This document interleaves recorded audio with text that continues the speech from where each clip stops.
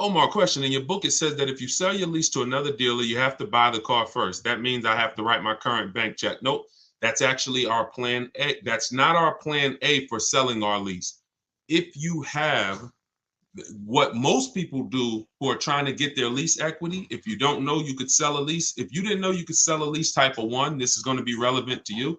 We've sold leases for the last couple of years. You've always been able to sell them, but the last couple of years, it's been, there's a lot of money made. And when banks saw people making a lot of money selling their leases, $5, $7, $10,000, some of them implemented a third-party restriction, and that they limited who you can sell to. So they started letting. So then what you saw was a lot of people started buying their leases and reselling them. I don't like when you buy your lease and resell it, because you're going to pay taxes on the purchase and you're going to pay fees on the purchase, and then that's coming out of your profit. So I don't teach that. In the book, Omar, continue reading or just read that section over. There's a lot of money involved in that section. When we have a third-party restriction, we're getting bids from a local dealer. We're talking to used car dealers. I have a script in there of what to say. We're selling our car to a local used car dealer. And if there's more money to be made buying and reselling, then you can do that. But oftentimes, because dealers most times don't need to pay the taxes, the dealer payoff is lower usually than the customer payoff, which means you can sell direct to a dealer and put more money in your pocket, but you must get bids. And that's what I teach. So just read that section carefully, Omar. All right, come on in. Could everybody hit the share button who is into sharing?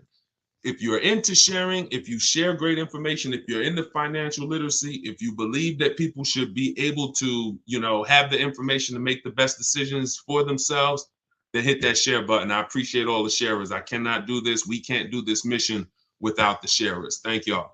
All right, let's go. I see Instagram. Let's go. Want to trade my car, which I still owe money on, and I want to lease now. That's going to be very common. Many of you are going to find out as you find out you will, unfortunately, many of you were just programmed never to lease. You were programmed that leasing was bad.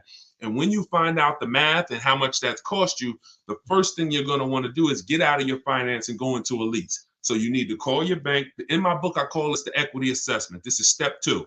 After you decide, now you've already done step 1, which is great. Step 1 is deciding, should I buy or lease? Asking yourself the most important question: how many years am I keeping this car? To decide, are we going to go for our long-term purchase where we can avoid the depreciation in the long term, or are we going to go for a short-term lease to avoid the depreciation hit? Once you answer that question, that's step 1. Now we move on to step 2, which is our equity assessment. That's when we have to look at the current car we have, and we have to find out what our position is in it. Are we in a negative position? Are we in a positive equity position? So you're going to call your bank, find out what your payoff is, get your payoff. Don't look at your residual value on your contract. Don't look at, whatever your statement is. If you're going, you can do this with a finance, you can do this with a lease. The equity assessment process starts the same way. You call, you get a payoff, you find out what you owe, and then you're going to go to the online bidding, to the online car buyers, and you're going to get offers so that you can find out relative to what you owe, how much is the market value of your vehicle. And the market value is based on how much someone's willing to pay you for the car. It's not based on what an algorithm site says. It's based on, I got 6, 7, 8 cash offers, which is when you follow this process, that's what you're going to get. And you take the highest one, and then you look at what you owe. And if the highest offer is greater than your payoff, that's called equity. If the highest offer is lower than your payoff, that's negative equity. In which case you have to go with a different plan with negative equity. And some of you are going to have negative equity. You're still going to want to transfer that to a lease. But you need to know how much negative equity you have. So you must complete the equity assessment first, then we move on. Pete, how much normally is a good amount to put down? So when we look at putting money down, it's all payment management. If I'm financing a car and my goal is to pay off the car as quick as possible because I'm keeping it for, 8, 10, 12, 15 years, then I'm going to put as much money as I can down. But it goes back to what we talked about in the last segment. If y'all were here in the last segment, you remember we talked about what you're doing with your money. So let's say a person is using them, you got your money invested, you're getting returns on your money, 8, 10, 12%. Then if you have a low interest rate, you might want to ride that out. So there's 3 ways to go. You're either going to say, all right, I'm not really interested in getting investing my money. I'm not getting a lot on my money. Most of my money is either in the bank or in savings, and that's what I do. In which case you might say, I want to pay off this car as quick as possible, and then I want to just have no car payment. So I'll put more money down in that scenario. In a second scenario, you're investing your money and you're say, okay, I'm going to leverage, I'm going to use the bank's money at a very low interest rate if it's available, 2-3%, 0%, 0.99%. I'm going to use this money, let my money make more money for me, and then I'm going to put as little as possible down. And then the third case is when you say, okay, well, the third case is probably going to cash or a lease scenario, but that's how you would compare it. It depends on your personal choices, what you're doing with your money, and if you're not into investing and making a lot of money on your money, then you probably want to get that car paid off as quick as possible. In which case, put as much as you could afford to put down so that the loan's out of the way as soon as possible. But it's all personal.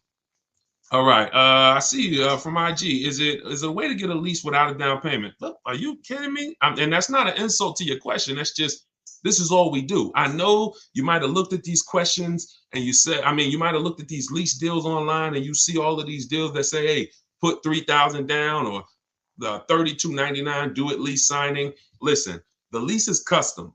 You choose the mileage. You choose the structure.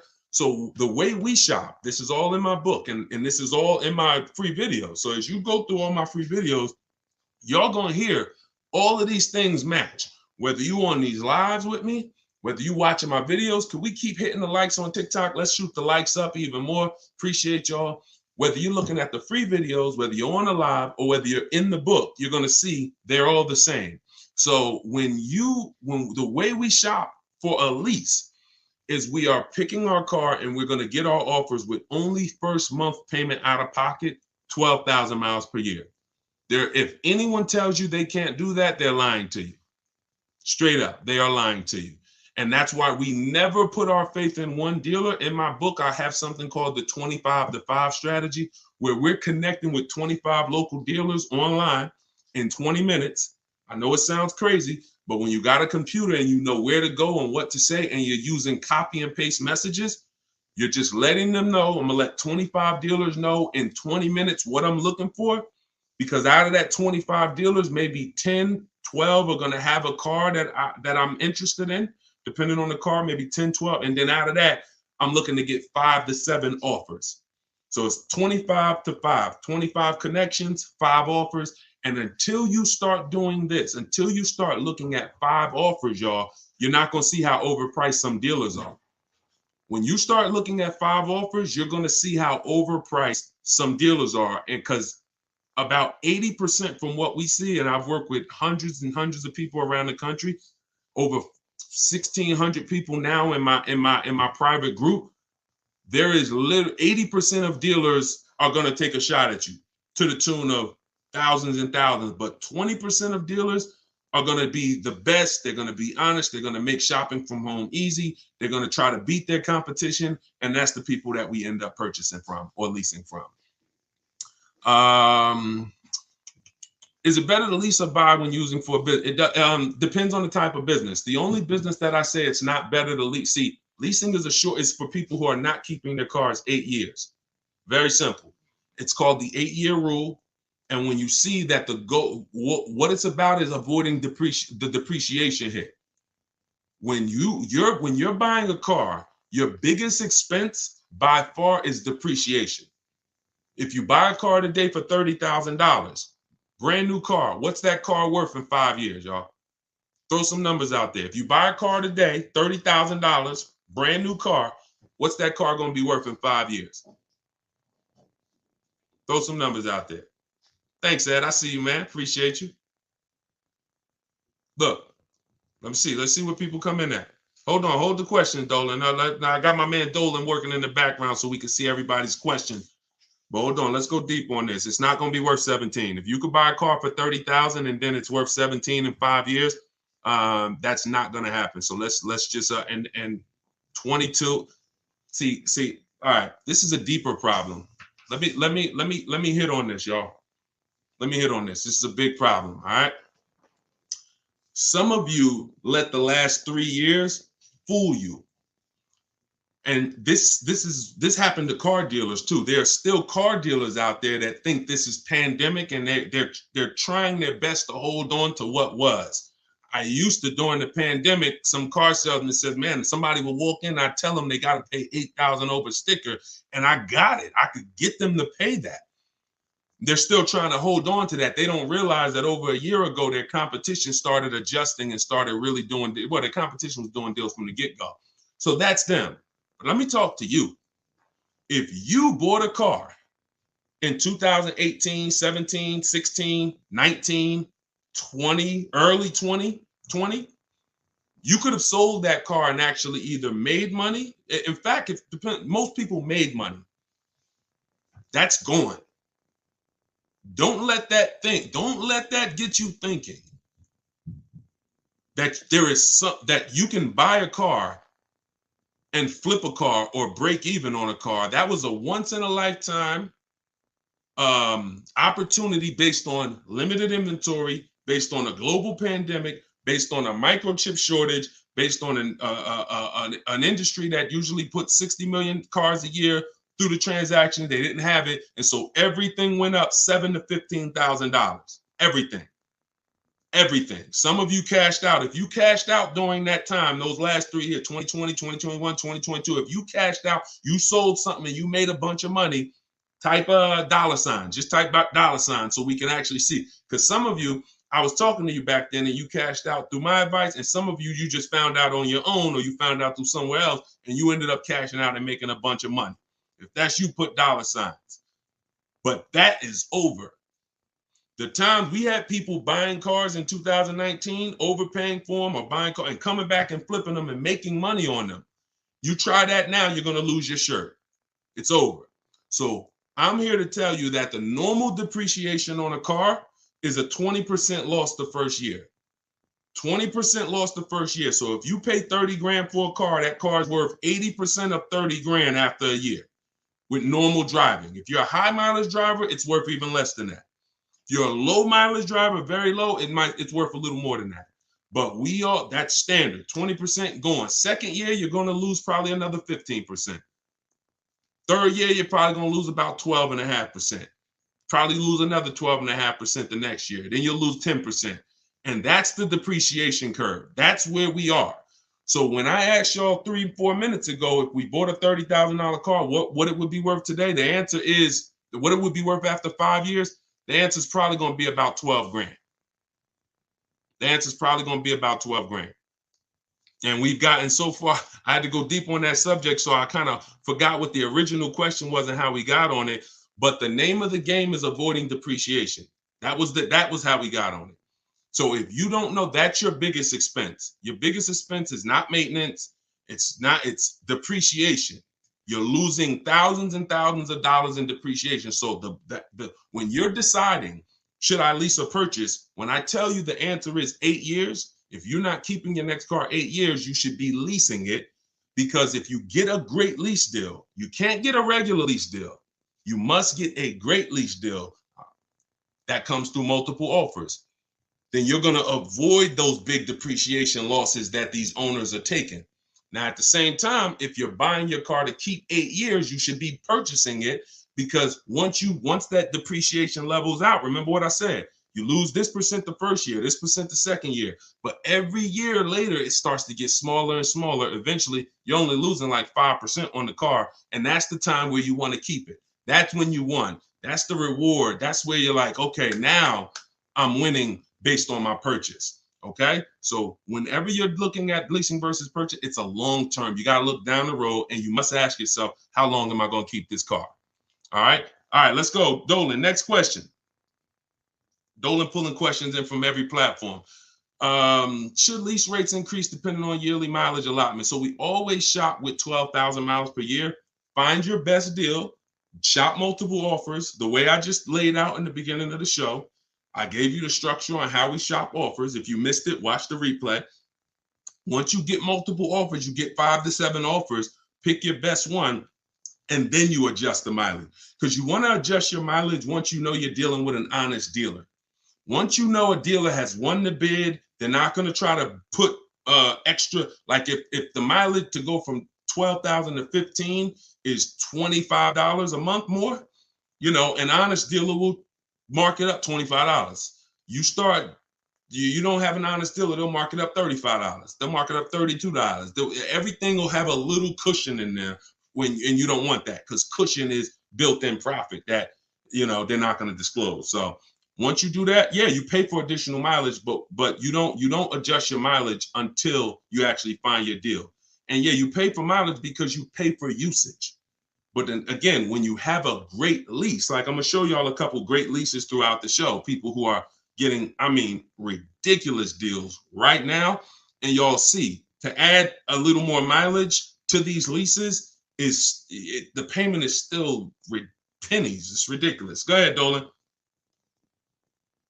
But you got to shop first and then you adjust. All right, YouTube, looking to buy Forerunner, but they have a $1,500 BS protection package. Okay, they is one dealer. It's not Toyota. Toyota's Forerunner. This gentleman shopping for a Toyota Forerunner, y'all. The dealer that you went to has a $1,500 BS fee. That's why we don't shop and put our faith in one dealer. You know how many Forerunners there are the way you saw them? I don't care what car you're looking at. You could be looking at the most rare G-Wagon. There's at least a couple more in the country. So when it comes to something like a Forerunner, there's thousands of them. No matter what color, you might say, yeah, but I like this color. There's thousands of them, thousands. That's a mass-produced vehicle. So you have to have that in your mind. If you start looking at it like, oh, it's only one of these, oh, they got you, because they're going to make you think that's the only one, and you're not going to see that there's other ones that not only may they not have the BS fees, they actually may be lower priced. And that's what you need to be seeing. We go about 100 miles out when we start our used car sales. In my book, in day 5, I have something called the multiple marketplace strategy. I laid out the 25 to 5 strategy. That's how you shop for new cars and leases. That's a different strategy. When we're shopping for pre-owned cars, we're using the multiple marketplace strategy. Can y'all keep shooting? Can y'all keep tapping the screen? Everybody on TikTok, we got a couple hundred people. This is crazy. Could y'all just keep tapping the screen, shoot the likes up? Let's keep grabbing attention over here on TikTok. Appreciate all of y'all. But when you're shopping for a pre-owned car, we're using the multiple marketplace strategy, where we're looking at every website that has used cars. Some of you may think Car Gurus is the same as cars.com, the same as Auto Trader. They're not. These companies have different contracts, different dealerships, different places that they advertise inventory for. And not only are you shopping those marketplaces, you're shopping the Carvanas, you're shopping the CarMaxes, because occasionally, sometimes they'll have the best price on a particular vehicle. You never know what they're going to do. So if you're not shopping them and looking at all the used car inventory, you are going to miss the lowest price in the market. But once that happens, you'll find a car, and you always verify fees before you leave your house. You never get to a dealership and have fees pop up on you that you didn't know about. That means you didn't give a call and find out the bogus fees beforehand, in which case you let somebody waste your time. So you can't negotiate. That's why I got a video. Some of you may have seen it. We don't negotiate with fake fees. We don't do it. We don't do it. It's a losing battle. All right, go ahead, Dolan. Let's keep it rolling. I'm trying to get through as many as we can today. I want to go through as many questions as fast as possible. How do I know how much equity I have on my lease? It's a very common question, y'all. I mean, we're kind of getting a similar question asked in a different way. Call your bank, find out what you owe, what your payoff is. Go to the marketplaces that I mentioned earlier to get offers. CarMax, Vroom, Vroom's out of business, sorry. CarMax, Driveway, Carvana, Kelly's Blue Book Instant Cash Offer, AutoNation, and Car Gurus, Sell My Car. That'll get you about 6 offers. Now, whenever you're using those websites, you'll get to a part where it says, is the vehicle owned, leased, or financed? Just put owned, because their websites have something built in where they say they can't buy leases, because they out of all the leasing companies, some have third-party restrictions and some don't. But their websites are not set up to see who has third-party restrictions. They just kind of blocked it, because I'm sure they had thousands and thousands of people, when everybody was making all of this money, calling them saying, "Oh, I want to sell my car to you." And then they looked at the contract and said, "Oh, we can't buy it." So they basically just put a block on their website. But if you don't have a third-party restriction, and there are several leasing companies still that don't have a third-party restriction, meaning you can sell to anyone. But if you do have a third-party restriction, we take those offers that we got from those online car buyers, then we call a local car dealership, we call a local brand, and we speak to the used car manager, and we get a couple offers from used car managers, and we sell direct to them. And we avoid any fees. We don't buy and resell. I can't think of one person. You can leave that up, Dolan. I'll get right to it. You can leave that up. I can't think of one person that has learned from me that actually bought their lease and resold it. It's just you're losing thousands of dollars in taxes and fees. It's just not worth doing when you can sell direct to a dealer. Go ahead, Dolan. Next question. Let's keep it rolling. I'm loving this. Thank you. Could everybody tag a friend? Everybody's not going to tag a friend, but if you are somebody who tag, I'm telling you, your friends will be upset if they find out that they went and bought a car a couple months down the road and they end up overpaying for it, which most people are, and they find me later and you didn't share it, and they like, yo, why didn't you share that guy? Yeah, I've been following Deshone for years. You didn't share his stuff with me.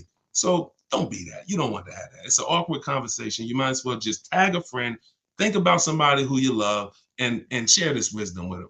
Let's get everybody saving money. All right, we can't find a lease for less than $500 a month. Every time we turn a car in, they increase the lease amount.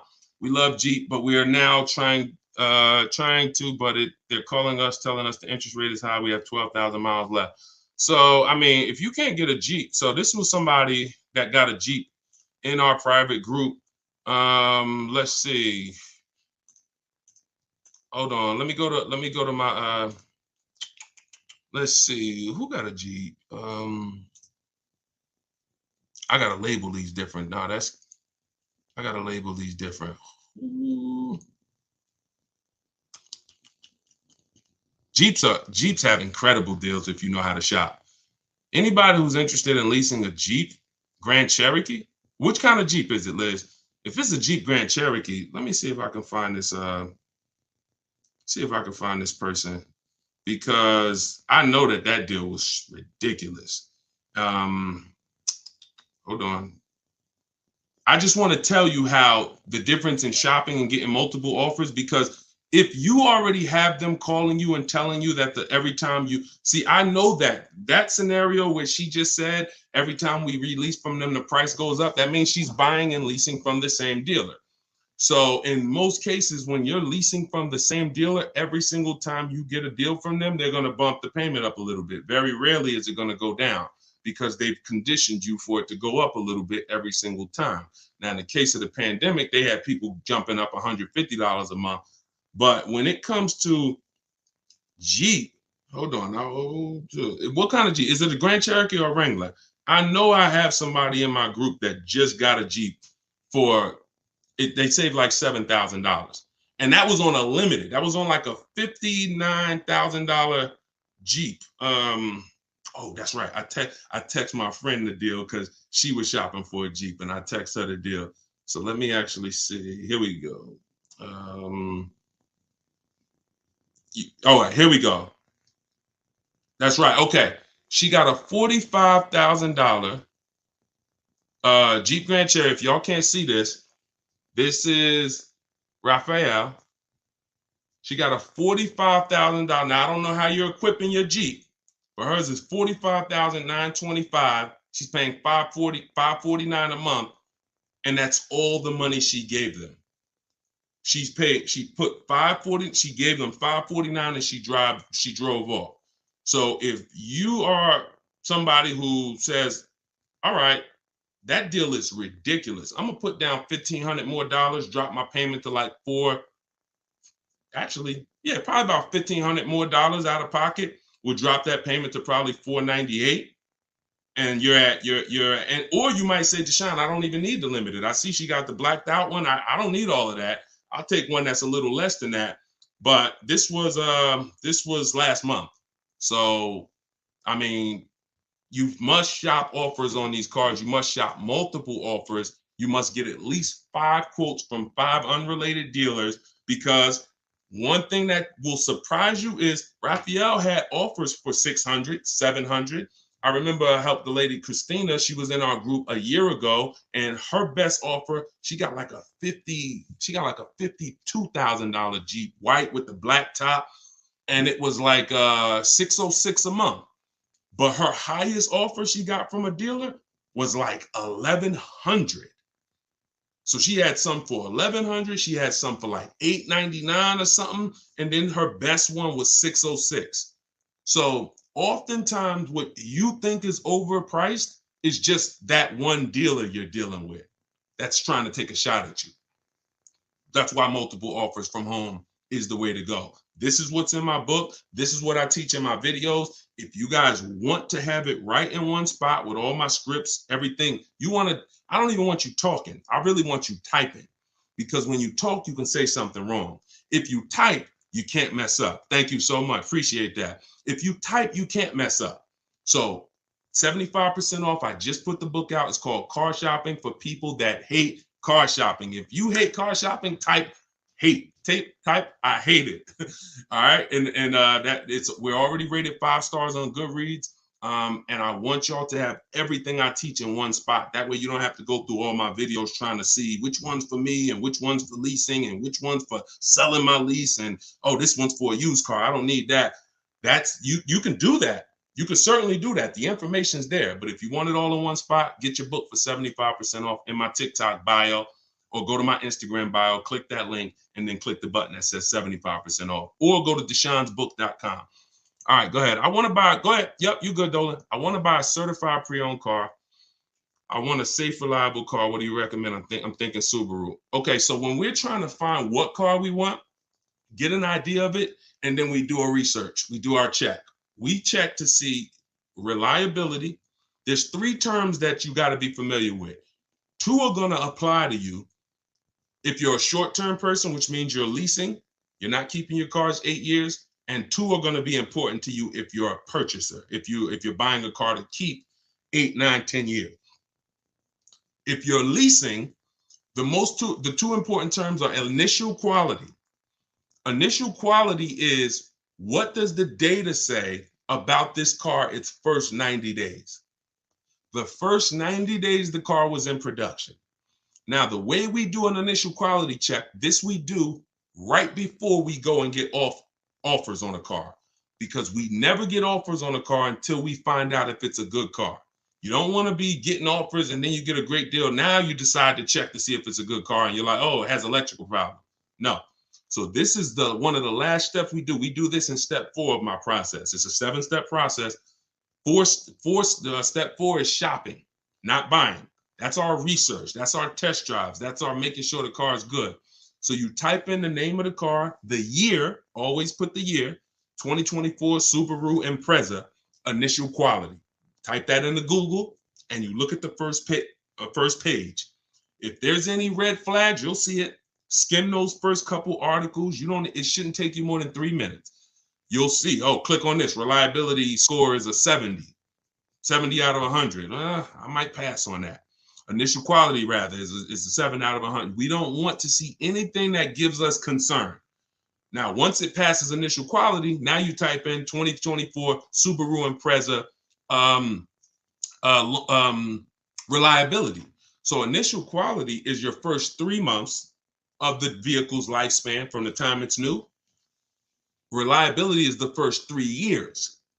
So if that car is in the shop every couple months or once a year, or for the same issue, if it's having a misfire in the engine, you'll see it in the reliability ratings. For somebody like you, Tina, you want to look at both the reliability, and then you want to type in 2024, whatever year you're buying, 2021 Subaru Impreza longevity. And you want to do the same thing.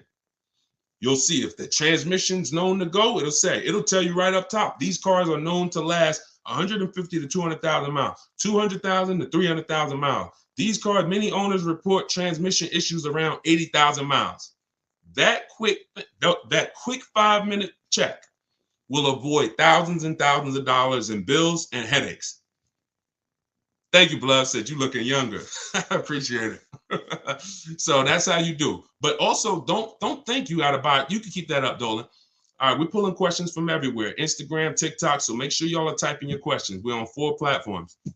And I got my man Dolan pulling the questions in. Don't think that a certified pre-owned car is better than a non-certified car with a good history.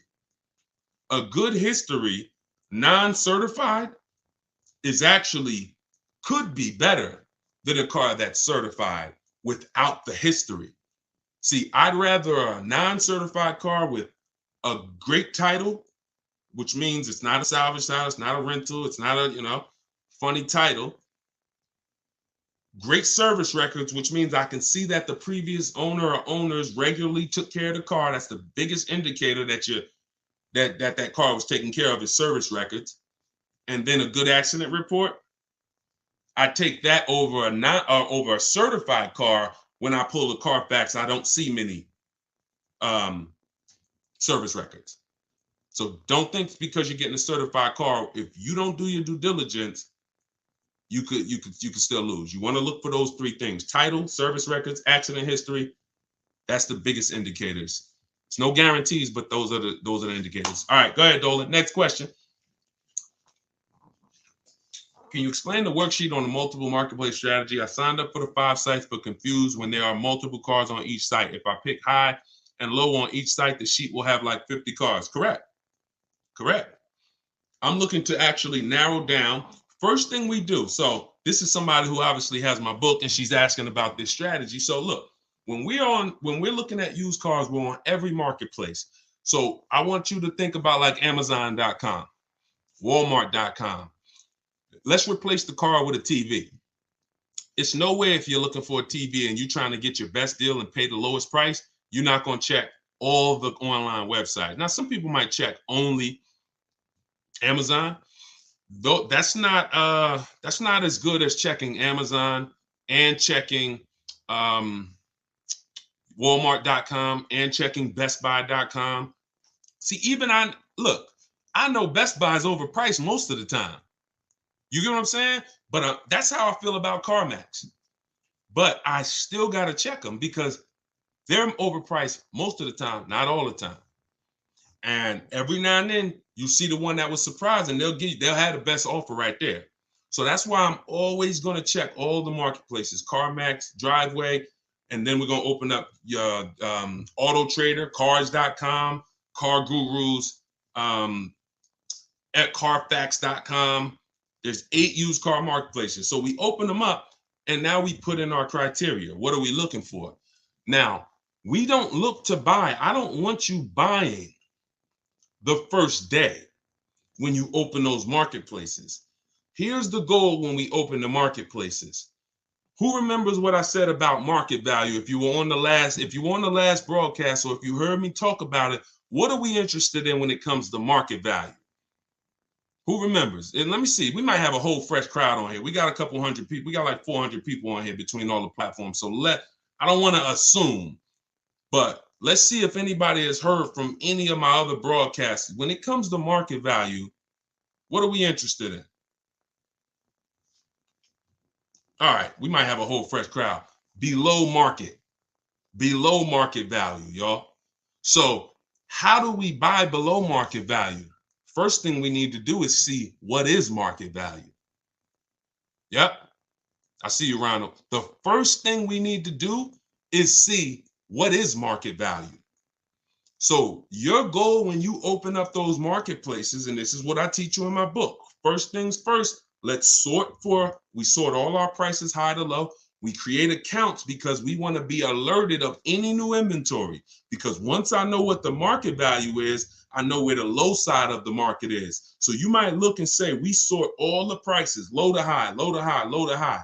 Now I can see all the low prices are around 22, 23, 20, 22, 23, 24, but then it goes up to 25, 26, 27. That's market value, that middle. And then you got the overmarket, it's always going to be cars that are priced higher, above market value. Now, when we look at the low side, here's what we're able to say. Here's what you have to know. Be prepared for it. The low side of the market is where all the crap is. So you're going to see bad titles. You're going to see accidents. You're going to see frame damage. That's fine because you're looking through all of that and then you're going to find that diamond, and you know what the low side of the market is. Here's what's also very important. You might see a car, you might say, I want a black car or a white or silver. You see a car that has all the boxes I talked about, which we checked, title great, service records great, accidents great. It's the wrong color though. Dang, I don't want blue. That's an indicator. I don't care if it's blue. I'm not going to buy it because it's not my color, but it's showing me where the low side of the market is. That's a deal. If somebody wanted a navy blue car, that's a daggone below market deal. So we have to find out what the market is. Then we find out where the low side of the market is. And then we have on alert so that every car that pops up, it comes to our email immediately. As soon as they list it, boom, we get the email and we know the low side of the market. So when we look at that car and we're like, oh, wait, this is $22,000 and it's my color. All right, you open it. Ah, shoot, 2 accidents. No problem. Now you get another one a couple days later. Oh, shoot. All right, black. Oh, $22,500. Good price. You open that thing. Wait, service records look great. Oh, accidents look great. Now we go to verify if there are any bogus fees. We do one more step. We pull the window sticker because I want to know what's in that car. I want to know what the original equipment, what is the actual original price. Once I find that out, I got to get there and get that car. So that's how you do it. You have to. It's a narrowing down. You're looking at all this inventory. I'm going to narrow it down to the best, and then I'm going to snag my deal. And you're at home. You're not in these dealers where you're at home. Okay, and that's all in the book. All right, let's go. Oh, how do I get your book? It's in my TikTok bio. Welcome to all the new people that jumped on the broadcast. It's in my TikTok bio. It's in my Instagram bio. Click the picture of me, and then you'll see a website there. And then there, click the button. You won't leave the broadcast. So some people are like, Deshone, I don't want to get the book yet. I don't want to miss the broadcast. Well, the book is only on sale, 75% off for 30 minutes. So click the link. You won't leave. You'll still be able to hear everything we're talking about. You can come back and keep asking questions, but don't miss the 75% off. Click that website. Or if you're on Facebook or Instagram, you can go to deshonsbook.com, or you can scan the QR code if you're watching on TV. Go ahead, Dolan. Oh, matter of fact, let me go to TikTok because Dolan, you're not on TikTok. Can you come with me to buy a car? Not necessary, Danielle. Thank you. I appreciate it, though. Listen, that's the old way. So you think that we're somehow going back and forth with dealers and hey, I kind of need somebody. That's like when I was selling cars and people thought bringing their uncle in was going to help them. No, we don't shop like that. So you don't need any. The reason why, listen, I'm gonna share the reason why you see people like this well, I just showed you Raphael. How she get that deal? She's from home.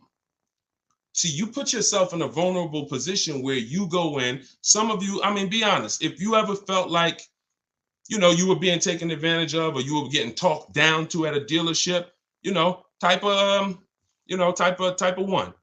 If you feel like, I'm outmatched, or if you're not a good negotiator, how about that? Who on here is not a good negotiator? Type a one in the chat. All of these things I want you to know. That's why the old way has worked for dealers. I was there for 14 years. It's all about psychology and negotiation and confrontation and being comfortable with confrontation, which most car salespeople are. Most people, unless you're like in that business, you're not. So you want to get it over with as quick as possible. Someone who's fighting for their money doesn't mind being uncomfortable with you for an hour or 2 hours or a couple days or weeks. So you have to now take away that power, put yourself in a different position where you're in control, and that's in your house. That's why you don't need me. You need if you use what I teach. If you do it your old way, then yeah, you need somebody, and you're still not going to get your best offer because your best offer comes from shopping multiple dealers. But once you start shopping multiple dealers, you'll see they'll be jumping through hoops, and you'll feel like, dang, I got the power now. That's the name of the game.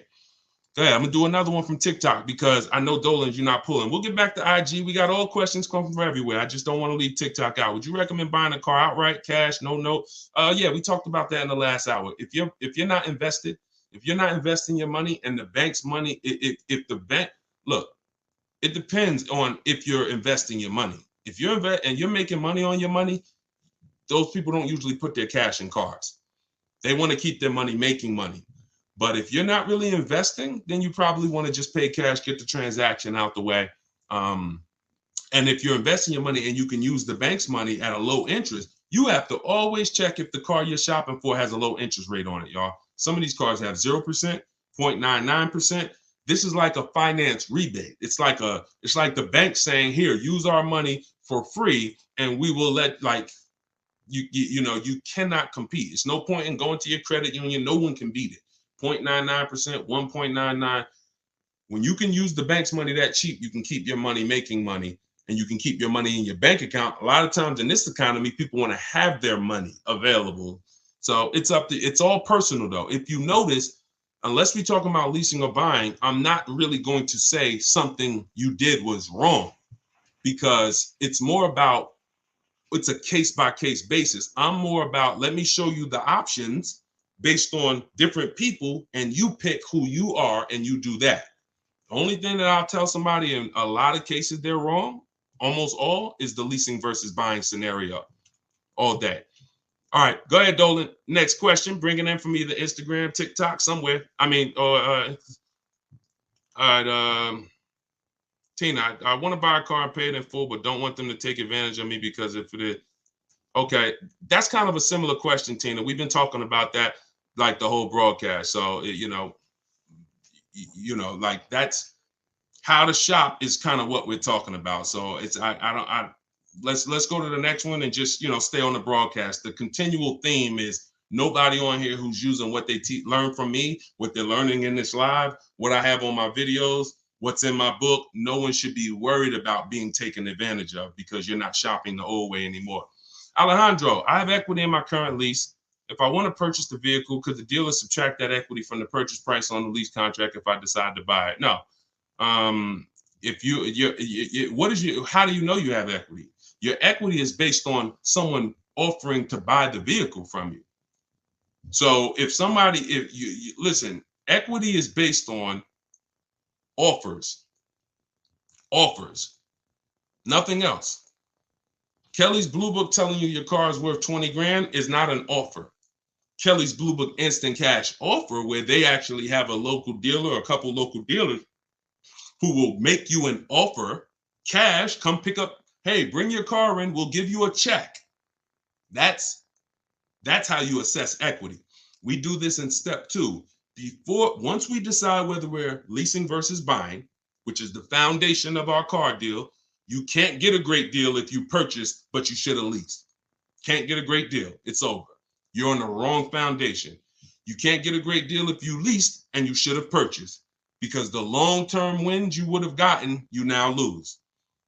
Once you move past that, your next step is equity assessment. Look at my current car. Now some of you, Deshone, I don't have a current car, then you skip it.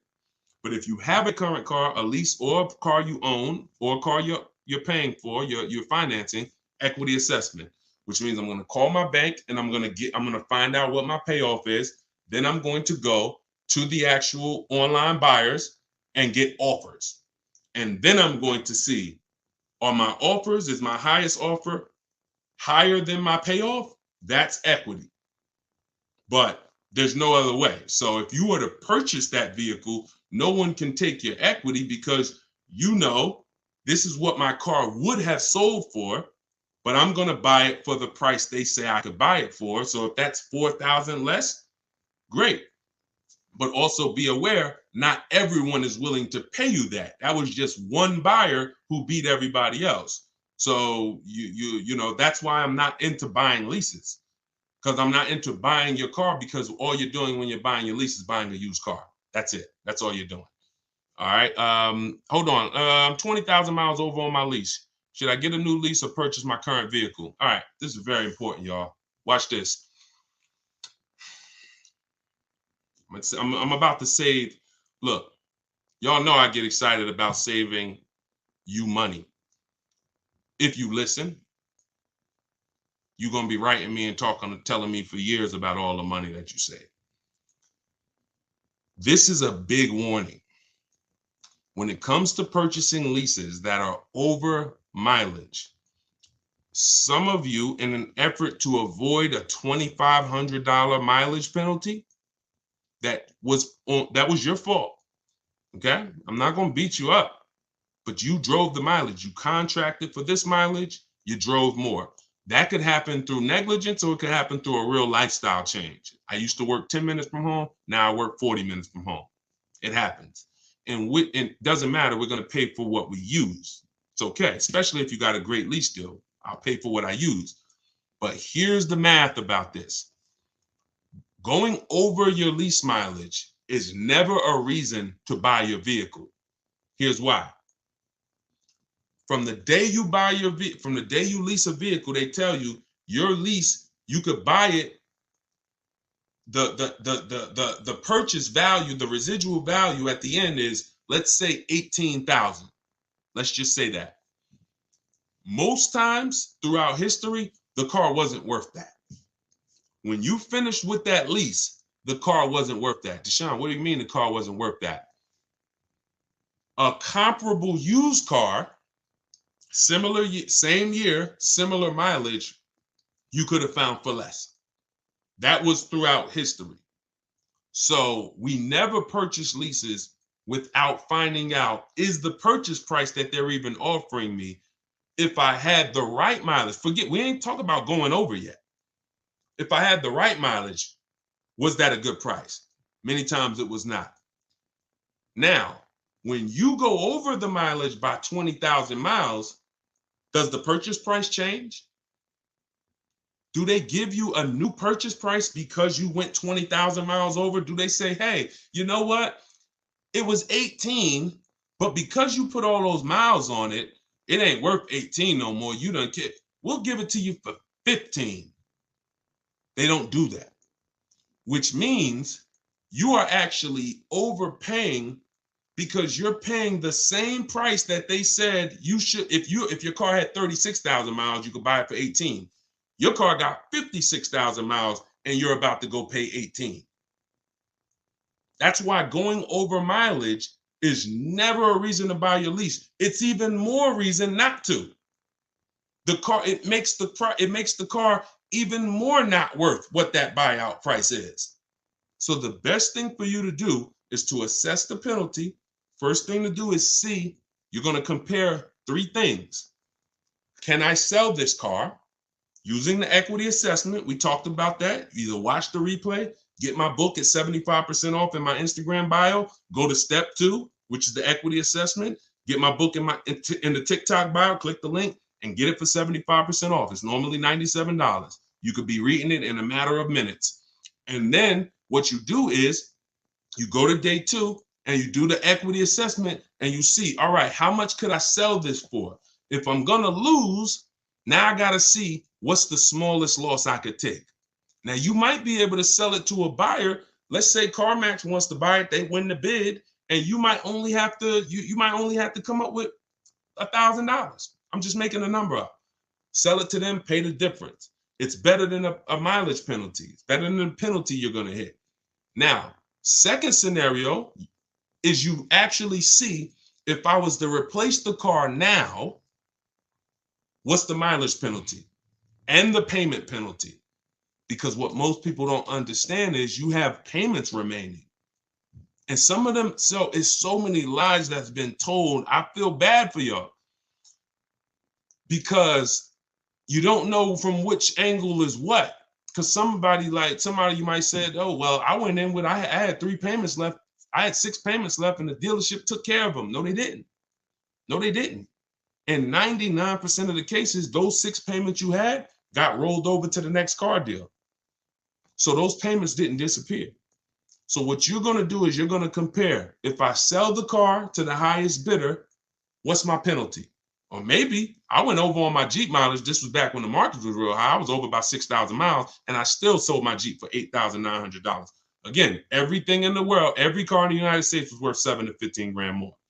So just because you're over miles don't mean you can't sell that car and close the gap. Second thing you want to compare is, if I get out now, what would the mileage and payment penalty be? Third thing is, if I just drive and go to the end, what would the mileage penalty be without the payments? Because if you got 3 payments left of $500, you got your mileage penalty and you got $500 in pay, $1,500 in payments to account for. So this all is structured. Very important. This is why some people say, Deshone, like, man, I had a girl say, listen, you make things complex. This is a girl that y'all remember, I don't know, some people's on here. She gave a horrible advice about leasing, and we featured her on the show. I don't know if she ended up seeing the video or not, but she wasn't too happy. Naturally, I wasn't attacking her personally. I was just attacking what she was saying about leasing. Her video was incorrect. And she said, you know, you make things a little complex. She's a car saleswoman. She's in the business.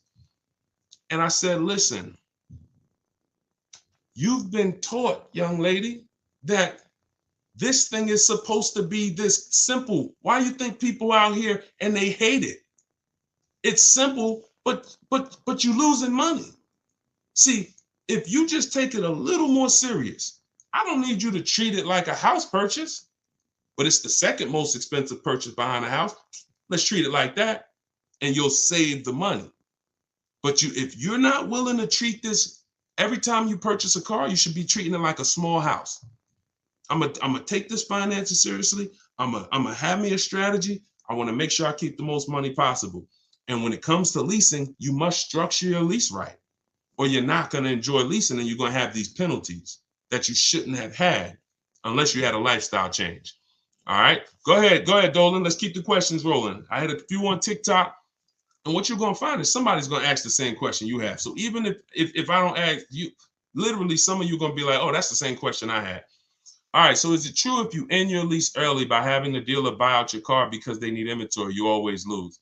No, if somebody buys your car, that's a clean transaction. Just make sure that you know what you're going to walk with. No, you could sell your car a year into the lease. If you do your equity assessment and you see, man, I could get out or I could break even, clean transaction. There's no losing in that. Unless you put a bunch of money down, which is why we tip. If you put $4, $5, $6 grand down on your lease because you wanted to lower that payment to a comfortable zone, then you don't really want to end that lease early. All right. YouTube, do you think there's another shift in the new car market that will bring the price back down to a normal? I'm sorry to tell you, prices is great. Felicia, when it's just they're not good for you. You gotta get your skills up. I'm gonna show you something. I was helping I have a car buying school. Besides my book, I have a video school where I coach people around the country. I started that school because people were out here getting killed in 2021. November 2021, I opened the school, online school. Felicia was our first graduate. Middle of the pandemic, January, she got a BMW X1. She saved $1,950 off the price, a $1,950 discount. And that was the first indicator that I don't believe what the heck going on out there.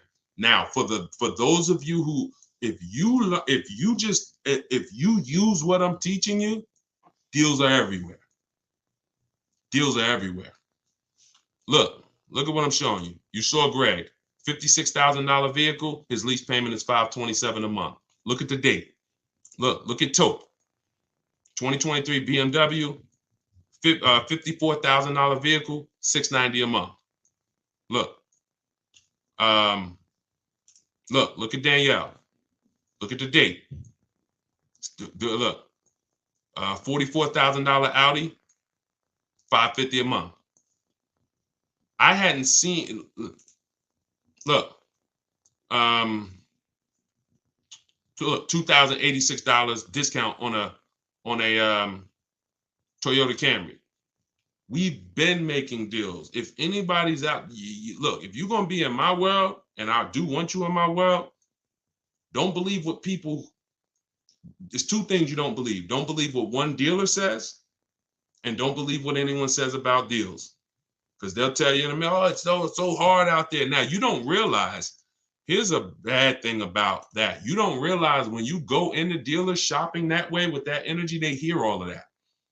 Hey, man, man, everything's so overpriced. they're going to use that against you. Yeah, man, I just came from a dealer, man. You know, I got a quote on that car, man. It was too expensive. Well, how much did they quote you? Man, they said it was like $700 a month. Oh, really? Now I might know you. Now the best deal on that car might be $5, but you might have walked into a dealer who like, man, what if I could say you a little more than that? See, the words you're saying, you don't realize how they're hurting you. That's why you use my stuff. You don't even talk. You don't talk to salespeople. See, I had to set this up in a way it's truly online, because the more you talk, if you like Deshone, I don't even know I'm saying stuff that's hurting me. I know you don't. But that's my job to tell you. I was in the car business for 14 years. The information that you are going in, the energy you're going in saying, oh man, I need a car this week, hurting you. Desperate vibes. Can't say no for long. Maybe you could say no today, but not for long. That's all the stuff you tell. That's what car salespeople are trained for. They're trained to pick up those little words you say that you think are harmless. Man, I've been shopping for a week. All of this stuff is hurting you. And so when you stop talking and just sit at your computer and do the things that I'm telling you to do, you're going to find out deals are everywhere and and you're in control. But if you're going in there thinking you could actually negotiate or say or just get a car deal the old way, everything's going to seem overpriced. So RA Cave, I'm sorry to tell you, deals been out here, man. For those who know how to get deals, they're everywhere. For those who don't know how to get deals, they're nowhere. Go ahead, Dolan. Yeah, I agree. Let's go to TikTok again. Hold on. We're going to keep TikTok. 2024 Edge, looking to trade in for 2024 Explorer. So here's the thing. You're trading in a deep depreciation cycle. You've lost a ton of money in depreciation. You're still in the deepest depreciation cycle, which is that first 1 to 6 years. You're losing 20% the first year, 15%, and then you're looking to trade it in. You should be leasing. So if you're willing to hear more about that, I can't help you do something the wrong way, because you're going to look at me in 3 years and say, yeah, I bought the car. Now I'm looking to trade that in. Dag, Deshone, why it seem like I have so much negative equity? You have negative equity because you're a short-term person. You're not keeping your cars 8 years. You're not outliving the depreciation cycle, but yet you're not getting aggressive leases. So you're paying thousands and thousands of dollars to purchase these cars. You're losing it when you resell them back to the dealership. And then you're doing it all over again, over and over again. Meanwhile, somebody who's leasing these same vehicles, a Ford Edge, they were probably paying $400 a month, no money down. You've paid thousands and thousands and thousands of dollars into that Ford Edge. Now you're looking to try to get that back and do it again with a Ford Explorer. Person, you should be leasing these cars. If you're not buying your cars to pay them off and outlive that depreciation, which is going to be heavy the first 6-7 years, I have something in my book and everything in my videos. I call it the 8-year rule. If you're not buying a car to get to that stage, that level of ownership, you should not be shopping for purchases. You should be shopping for aggressive leases. And then you're going to see, wow, now that my deal is on the right foundation, I'm actually saving thousands and thousands. You'll be able to see it. I don't think there's anything more liberating than a person who's been purchasing for years, putting all this money into these cars, who turns around and starts leasing. Like, you're going to see all that money you were putting in the cars in your bank account now, and you're going to be amazed. When should I look for a vehicle? Before leaving a job or after starting a new one? If it's the same, yeah, probably before leaving a job if you're going to look to get a loan for it. Go ahead, Dolan. Shoot the next question in. TikTok, Instagram. Instagram, Facebook, YouTube. Send it in. All right, Facebook. My lease is due in December. I don't understand how to sell the lease. Just watch that part over, Peggy. I don't want to continue because there's people who've been on here. I don't want to listen. I know that there's only about 25 questions, 30 questions total that all of you could have. That's why you could sit on the broadcast and you could benefit, because someone else is going to ask the same question you have. But what I can't do is answer the same questions over and over again, because now I'm just doing a disservice to the people who've been on. So what I would tell you is watch wherever platform you're on. As soon as we end the show, we post the replay. So watch the replay and get the actual and get that part of the strategy, because I want to make sure the show's quality. I don't want people listening saying, Dad, he answered that question 3 times. Okay. Go ahead, Dolan. Shoot the next one in. Looking at buying a new car that just got redesigned. Okay. Should I wait to see how the new model rates before buying? Definitely. Oh, that's a great question. Who's heard that you should not buy a car the first year it comes out? If you've heard that you should not buy a car the first year it comes out, type of me in the comments. Y'all killing the likes on TikTok. Thank you so much. Y'all just keep tapping the screen as you come in. If you got time, every couple minutes, just throw some taps in there. Keep shooting those likes up. I appreciate everybody who's doing that, and I appreciate all the sharers. All right, so you see, got a bunch of people from every platform who's heard. Look, he's speaking facts. Make sure y'all lock in and invest in his resources. I appreciate you. Thank you, Linda. So now, a car being redesigned, thank you, LA. A car being redesigned is not the same as new engine, new transmission, new steering system. Redesign could be the same components, in which case, Janine, I'm not worried about a car that's been redesigned that has the same components. But if it has new technology, new things they're experimenting with, certainly you might want to give it a year before you actually you don't want to be the guinea pig. You don't want to be the guinea pig because you're rolling the dice. Could be great, could be horrible. Okay, great question. Go ahead. Next question, Dolan. Welcome to all the new people. If y'all don't know, this is Car Shopping Secrets. This is what I'm thinking about calling this show, because it's really, the things I teach aren't secrets, but they're not well known.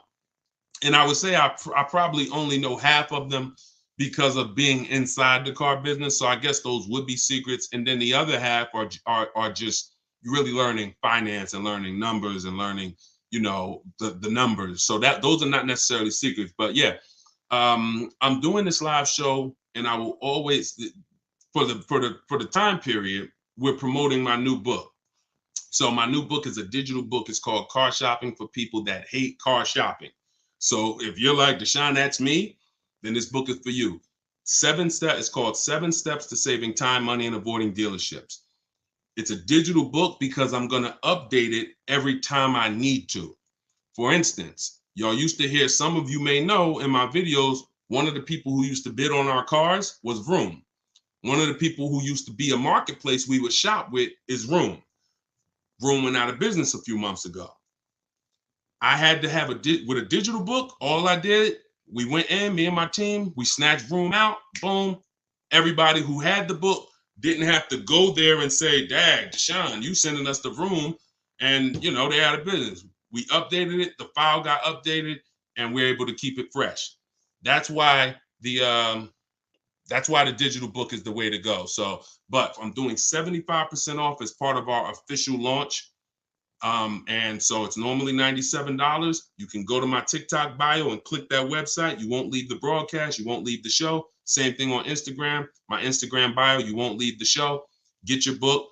If you're on Facebook or YouTube, you can go to deshonesbook.com, or you can scan the QR code and get your 75% off. But you'll see there's a timer. Once that 30 minutes is over, book goes back to $97. Go ahead, Dolan. Shoot the next one in. All right. This is IG, Instagram. Should you buy extended coverage on a used car? Great question. So if the car has, listen, Diva asks, should you purchase an extended warranty when you buy a used car? Now this goes for a new car too. Even though you have a warranty when you buy a new car, some people like to extend it if they're going to keep it. If you're going to keep it not 7. If you're going to keep it 8 to 10 years, some people tend to buy a warranty even longer than the factory. It depends on how expensive the car is to maintain. When something breaks. When something breaks, how expensive is it to fix? And how likely is it that something is going to break? So if you use that test I told you all about earlier in the show, where we go to Google and we do our quality check on the car, one of the steps we do to make sure to decide if we're going to get an extended warranty is we type in the year, the make, the model, repair cost. That's also in the book. We do this in day 6 because this is in the paperwork and protection step. If you see that your vehicle is high on the expense list in terms of when something goes wrong, it's expensive to fix, then the warranty is usually a great investment. But you want to get it from a dealership. Call a couple, get a price from the one that you're shopping with, get a price from a couple local dealers just to make sure that they're not overcharging you for it. But if you see your car is very low on the repair list of expense and the likelihood of things going wrong, like it's not a car that's known for things to go wrong, and when it does go wrong, it's not expensive, then a warranty is not going to really pay for itself. You go spend $3,000 on a warranty, you're probably not going to get that money back in the claims you put in. So it has everything to do. That's what you do to decide whether a warranty is worth it or not. You must know if this is a Mercedes Benz and when something breaks, it's $2,000 or it's $1,000 minimum, then yeah, I'm going to get that extended warranty from a dealership, not from any of these side companies that go out of business every year. All right, go ahead, Dolan, shoot the next one in. All right, keep typing your questions, y'all. We on here for a couple more minutes. All right, yeah, I'm loving this. And listen, and we want to keep the show fast paced. Our goal is to make sure that every time we do a show, now y'all gonna see it's certain things that I want to go deep with on it. I'm gonna do something soon called where I show y'all like this it's a couple subjects that y'all see when we do a show. You're gonna be like, oh great, this ain't the time for questions. This is the time for me to just sit here and look at this. And I'll be asking y'all questions because y'all gonna be participating. But if we're doing straight up Q&A like this, we want to get through as many as possible. Go ahead, Dolan, shoot it up. Deshone, can you just go with me? All right, Dolan, you playing. Why you put that question up? Go ahead, next question, Dolan. Crystal, you didn't see somebody ask that same question. And what I said was, when you learn to shop from home, you don't need anyone with you. That's like saying, Deshone, can you come to my house and teach me to shop from home? We shop from home. And we don't spend more than 30 minutes in a car dealership. This stuff sounds, if you just jumped on the broadcast and you don't know me, you haven't used my stuff before, it sounds crazy. Deshone, how are you getting your best offer? But we have thousands of people doing it.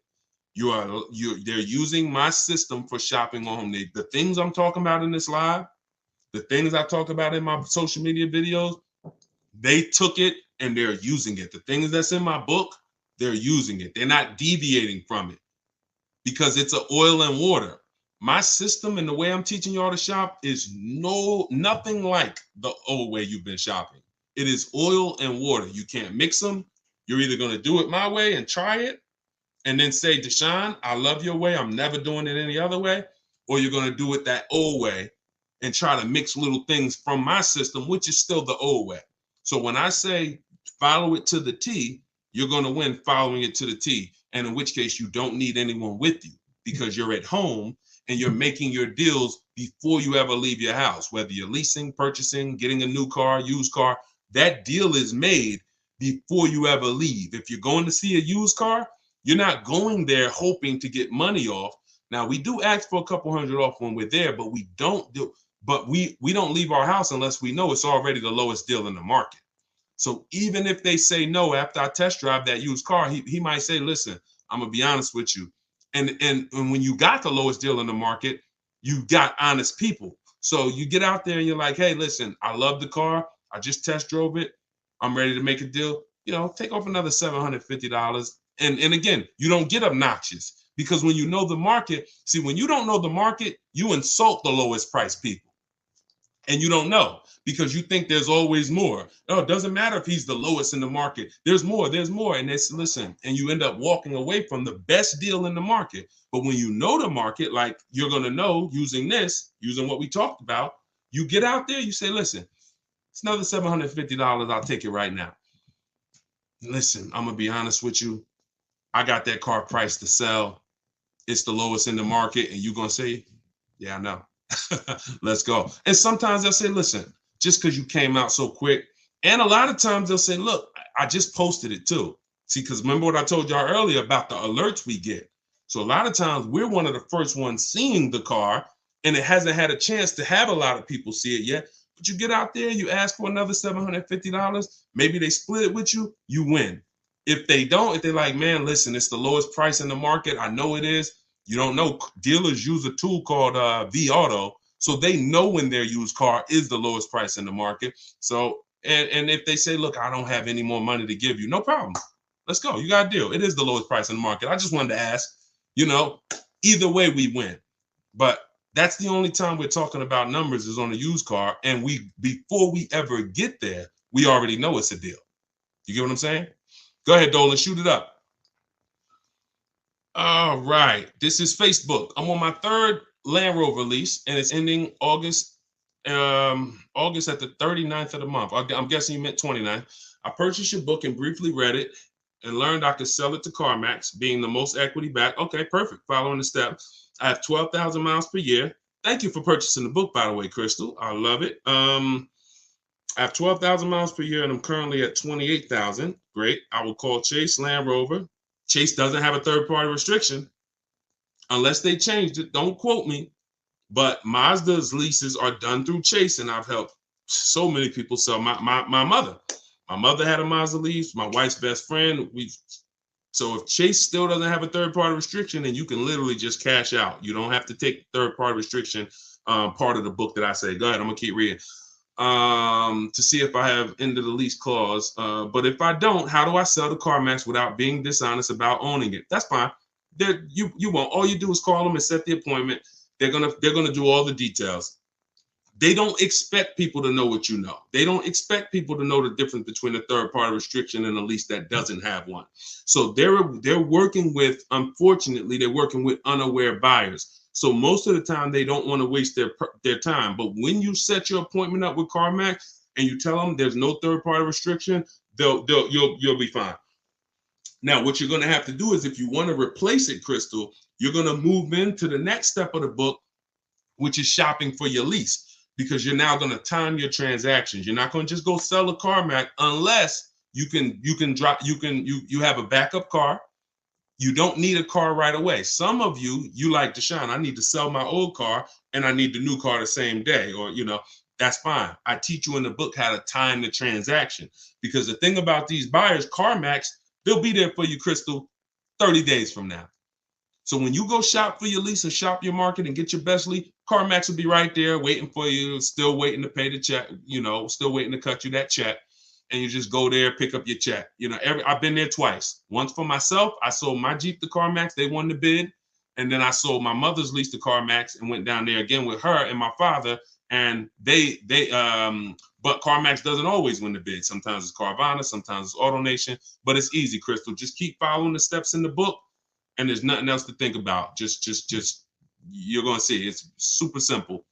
Sometimes people are like, yo, this seems am I gonna mess something up? This looks like I'm about to make $3,000. And they like, no, you just go there and they're like, okay, they do the paperwork, they write up the purchase order, they bring you a check, here you go, thank you so much. It's a beautiful thing. Thank you, Krista. I appreciate you too. Let's go. Man. Let's go. Okay, look. All right, we got a lot of people who got the book on here. Thank you guys so much. Bought the book last week, shop Saturday, sent initial emails yesterday, and receiving several quotes today. Come on. I'm loving it. Everybody up. Look, y'all, you hear what the people are saying, and if this is the way it's going to be going, I'm loving this. That was a surprise. It's good to see people who have the book using it and winning with it. So definitely, if you haven't got the book and you're like, yo, what book are they talking about? It's my new digital book, Car Shopping for People That Hate Car Shopping, 7 Steps to Saving Time, Money, and Avoiding Dealerships.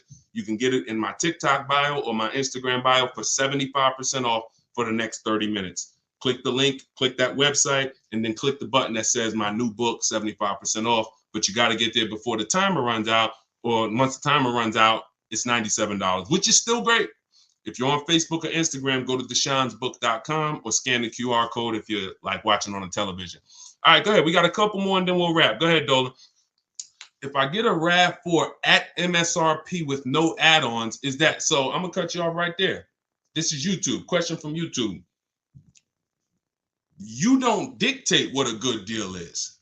See, that's where we lose. See, if someone tries to dictate, all right, let me show you right here. Let me show you Kimberly. You don't know what the bottom is on a vehicle. When you are shopping for a new car or a lease, if you set out to buy, you're not used. Y'all know we jumping from subject to subject depending on the question. We're talking about new cars and leases. When you go out there, you have no idea what the bottom price is. You can't say, oh, if it's MSRP, I get a good deal. If it's invoice price, I get a good deal. You don't know what rebates they have. You have no idea. I'm gonna show you Kimberly. This is why it's dangerous. Now I'm gonna use her as an extreme because on her, look, this is Kimberly. She's in my private group. She saved $20,000 off of her Maserati. $20,700 to be exact. As she was getting her offers, she had a couple dealers that wanted to take off $5,000. A couple dealers wanted to take off $7,000. Now she's probably getting excited. Oh, look, $7,000 off. Oh my God, this is amazing. Sitting at home, just watching these offers come through her computer. $12,000. Oh, this is it. Now, had she decided, you know what? $12,000, that got to be the best. She didn't I say, we had a big saying in my group. It's called trust the process. Trust the process means get 5 to 7 offers. 5 to 7 offers. She ends up getting an $86,961 Maserati for $66,000. Some of you, your best deal is going to be $7,000 off. Some of you, your best deal is going to be $3,000. Some of you, you might be shopping for vehicles that are so rare and exclusive. People are paying $100,000 over, like you're shopping for a Ferrari. Ferrari, where, you know, or a Lambo, they might have a car where they're charging $100,000 over asking price, and that people are paying it. Some people are paying it, and then you find a deal, and the lowest bidder is sticker price, which means no problem. How much better did you do than the people who overpaid? But until you get the offers, you don't know what the bottom of the market is. And I will never assume it. I've been doing this since 2006. Deals are going to be different. I will never assume. When I go in and you can't take one deal and bring it to the next. Yo, I saved 20 grand on the Maserati. So next time I buy a BMW, I'm looking to save 20 grand on that too. No. Each vehicle has its own lowest price in the market, and that's how you shop individually. Go ahead, shoot it up, Dolan. Next question. Wait, let me just leave that up. Let me just see if there's a second part of Ed's question. Can you throw that back up? I didn't know if it was a second part to his question. If not, that's okay. That was the biggest thing. Before you even go to the second part of the question, Ed, just make sure that you're not assuming what the bottom of the market is. You need to be getting at least 5 to 7 offers from independent dealers, and you're fine. Go ahead, Dolan. Next question. It's okay. All right. I'm loving this, man. This is wonderful. Facebook. This is from Facebook. I bought 20 plus vehicles in my lifetime. Okay. I did it your way the last time I bought, and I never left home until I went to pick up my truck. I finally did it right. Listen, Mike, you have no idea, because when you said I bought 20 plus vehicles, right? I was in my mind, I always say, listen, you're not an expert because you bought 30 cars. You're an expert when you have seen all these transactions, but you nailed it, man. You came in straight. Like, to say that I bought 20, listen to that, y'all. This is a person who has probably bought more vehicles than most people on this call. I'm sure he wasn't lazy with it. I'm sure he was going in doing his best, but he looks at the new way that we shop from home, not going to get to you, not leaving your house until you know I'm going to pick up my car. And he's like, I finally did it right. My man, congratulations. And look, now you tell everybody, tell your family. Now you could teach your kids, you could teach everybody in your house. This is how we car shop, y'all. So the beautiful thing is, when you got teenagers and you got young children, y'all, that never bought their car, if you teach them how this is how you buy your first car, they are never tainted with the bad advice and the old 20, 30, 40-year advice, the way people are shopping. So thank you, Mike. I appreciate it. That was a good one, Dolan. Go ahead, next one. Let's do a couple more, then we'll wrap. I'm having a good time. CEO, how do I purchase the book? It's in my TikTok bio. You won't leave the broadcast. It's a digital book, so it'll be in your inbox in literally seconds. Go to my TikTok bio, click the link, or go to my Instagram bio, click that website. You won't leave the and just click the button that says 75% off, new book, and get your book. You'll have it immediately. If you're on Facebook or if you're on YouTube, go to deshonsbook.com and or scan the QR code. This is another question from Facebook, and then we'll go back to TikTok. What do you think about the 24-10 rule in regards to your strategy? I don't. I think that's a rule about affordability, if I'm not mistaken. But you know, I don't. It's not something that I use. When I use in my book, I have something called the perfect budget calculator. Now, there's things that I've actually invented. Excuse me, I'm drinking a lot of water. When you look at affordability is based on, in my book, knowing what you can pay comfortably and buying below your budget. There's two reasons that I've seen people lose cars. And sometimes you can combine these reasons. And if you can avoid these two things, you pretty much never have a shot at losing a car besides a hardship.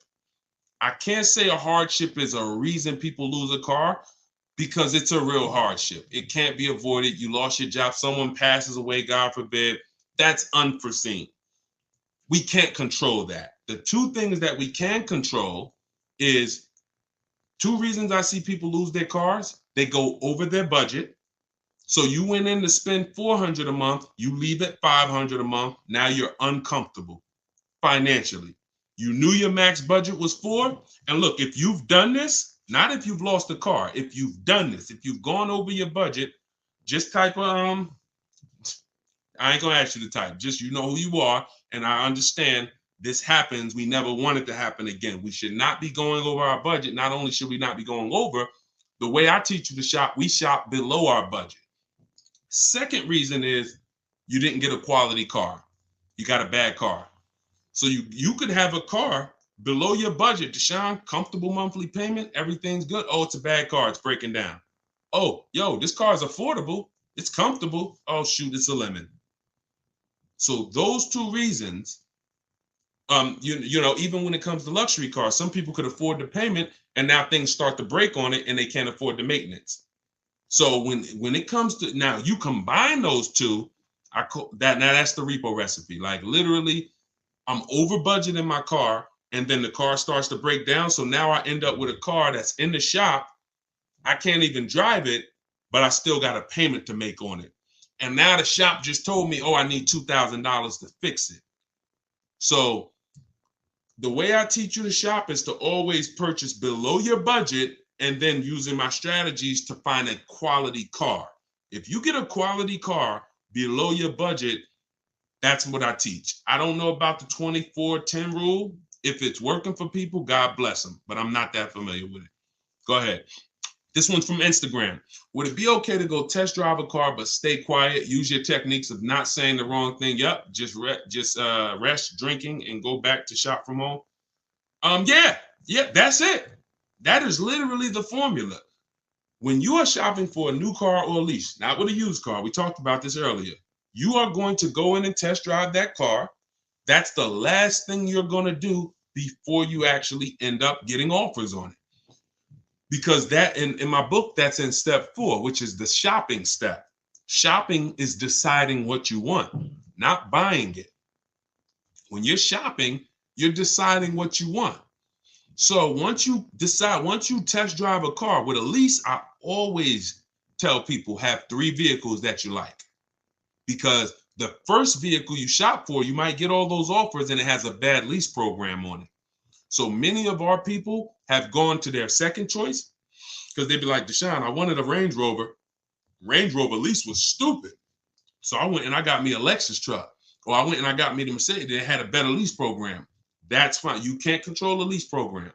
So what you're going to see when you're shopping for a lease is a dealer could be discounting the car for you by thousands. If the lease program's bad, it's still going to be over 1.5%. But yeah, when it comes to it, that's what you do. We are test driving. Hey, I'm here to test drive. I'll teach you in the book how to call, set it up. Hey, I'm here for my test drive. You're there for 20 minutes. All right, listen, I enjoyed it. Thank you so much. If I decide this is the car for me, I'll certainly give you a call. No, hey, listen, can I just tell you about the offers? No, thank you. I'm good. You have to be adamant on that. And you'll know now, if you sit down and you start talking numbers, you know, man, I ain't following the Deshone system. At least now you'll know. I don't want you to do it. I want you to be like, force yourself. Nah, man, listen. Nah, look, because what you're going to do is you're going to go home and you're going to talk to multiple people like him. He wants you to sit down there so he can get that one-on-one with you. No, we're not doing one-to-one. We're doing 1 to 25. All right, go ahead, Dolan. Test driving, not rest drinking. Oh, no problem. I figured that's what you meant. I knew you. He said I meant test driving, not rest drinking. Listen, I know. And this is, if you ever have an issue getting your book at the end, it's only because that happens. We type fast. We switch a couple. That's why whenever you purchase the book, you'll see there's a support email. If that book is not in your inbox in literally less than 10 minutes, then it's usually an issue with the way you type the email. Just email the support, and we'll make sure that you get the book direct to you. But yeah, no problem. I'm with you. All right, peace and blessings. I'm pre-approved for a vehicle. Should I tell the dealership up front or no? Yeah, Gina, you know what? I like it. I know people will say, yo, don't tell the dealership. And here's what you're going to do. You're going to let the dealership see if they can beat your rate. But you got to, whatever dealership you ended up buying from, when you find that car that has the best price, you go lock it up. And then you say, listen, I got my own financing. Here's my offer. But if you guys could beat it, then I'll give you the loan. See, that creates a much better experience, because what you're going to lose from some dealers is they won't even sell you the car for that price if you don't give them a shot to beat your rate. They won't sell you the car. So when you go in and say, yeah, I got pre-approved, but if y'all could beat it, I'll do the loan with y'all. Now you've given them, you see, you don't lose anything by doing that. In fact, what you're going to see sometimes is they'll call you and say, good news, we got you a better interest rate than what you got. See, what we are trying to avoid is that having the dealer get us our only interest rate and then overpaying. People said, no, I don't want that. I hear these dealers overcharge for the rates and they're making money on them. So then they went and started getting pre-approved and said, no, I'm not going to let the dealer even have a try. But no, you don't want to do that. You want multiple people bidding for your finance rate. And what you'll see is if you do it within a 45-day period, Experience calls that the rate window, it's only going to weigh on your credit as one hard inquiry. So whatever one hard inquiry would have lowered your credit score, whatever that, if they did a hard inquiry to get you the pre-approval, you already have it. But if you could do multiple hard inquiries within that rate window period. And you can go to Google and you can actually verify this, because sometimes people say, Deshone, is this true? Let me show you, and then we'll get ready to wrap. But I want to show y'all this. If you actually go to Experian, let's just Google. Hold on. You go to google.com and just type in rate window, rate shopping, cars, Experian. And you'll see Experian has an article called What is Rate Shopping? And it says it right on here. And it gives you a window of time where you can shop and have multiple people. So it says the FICO score. Now the FICO score window is 14 to 40 days. So just read it and just know this is on the credit bureau site. This is on the credit bureau site. So do it right, but let these people bid for your business, because you never know if they can get you a point or half a point or 2 points better on the interest rate, they'll save you tons of money. All right. Okay. All right, listen, we've been on for an hour and a half. Listen, we're going to wrap, but I hope to continue this with y'all. If anybody has my book, I will certainly be continuing with you, but I'll also be doing these live shows pretty regularly. I'm going to send these out.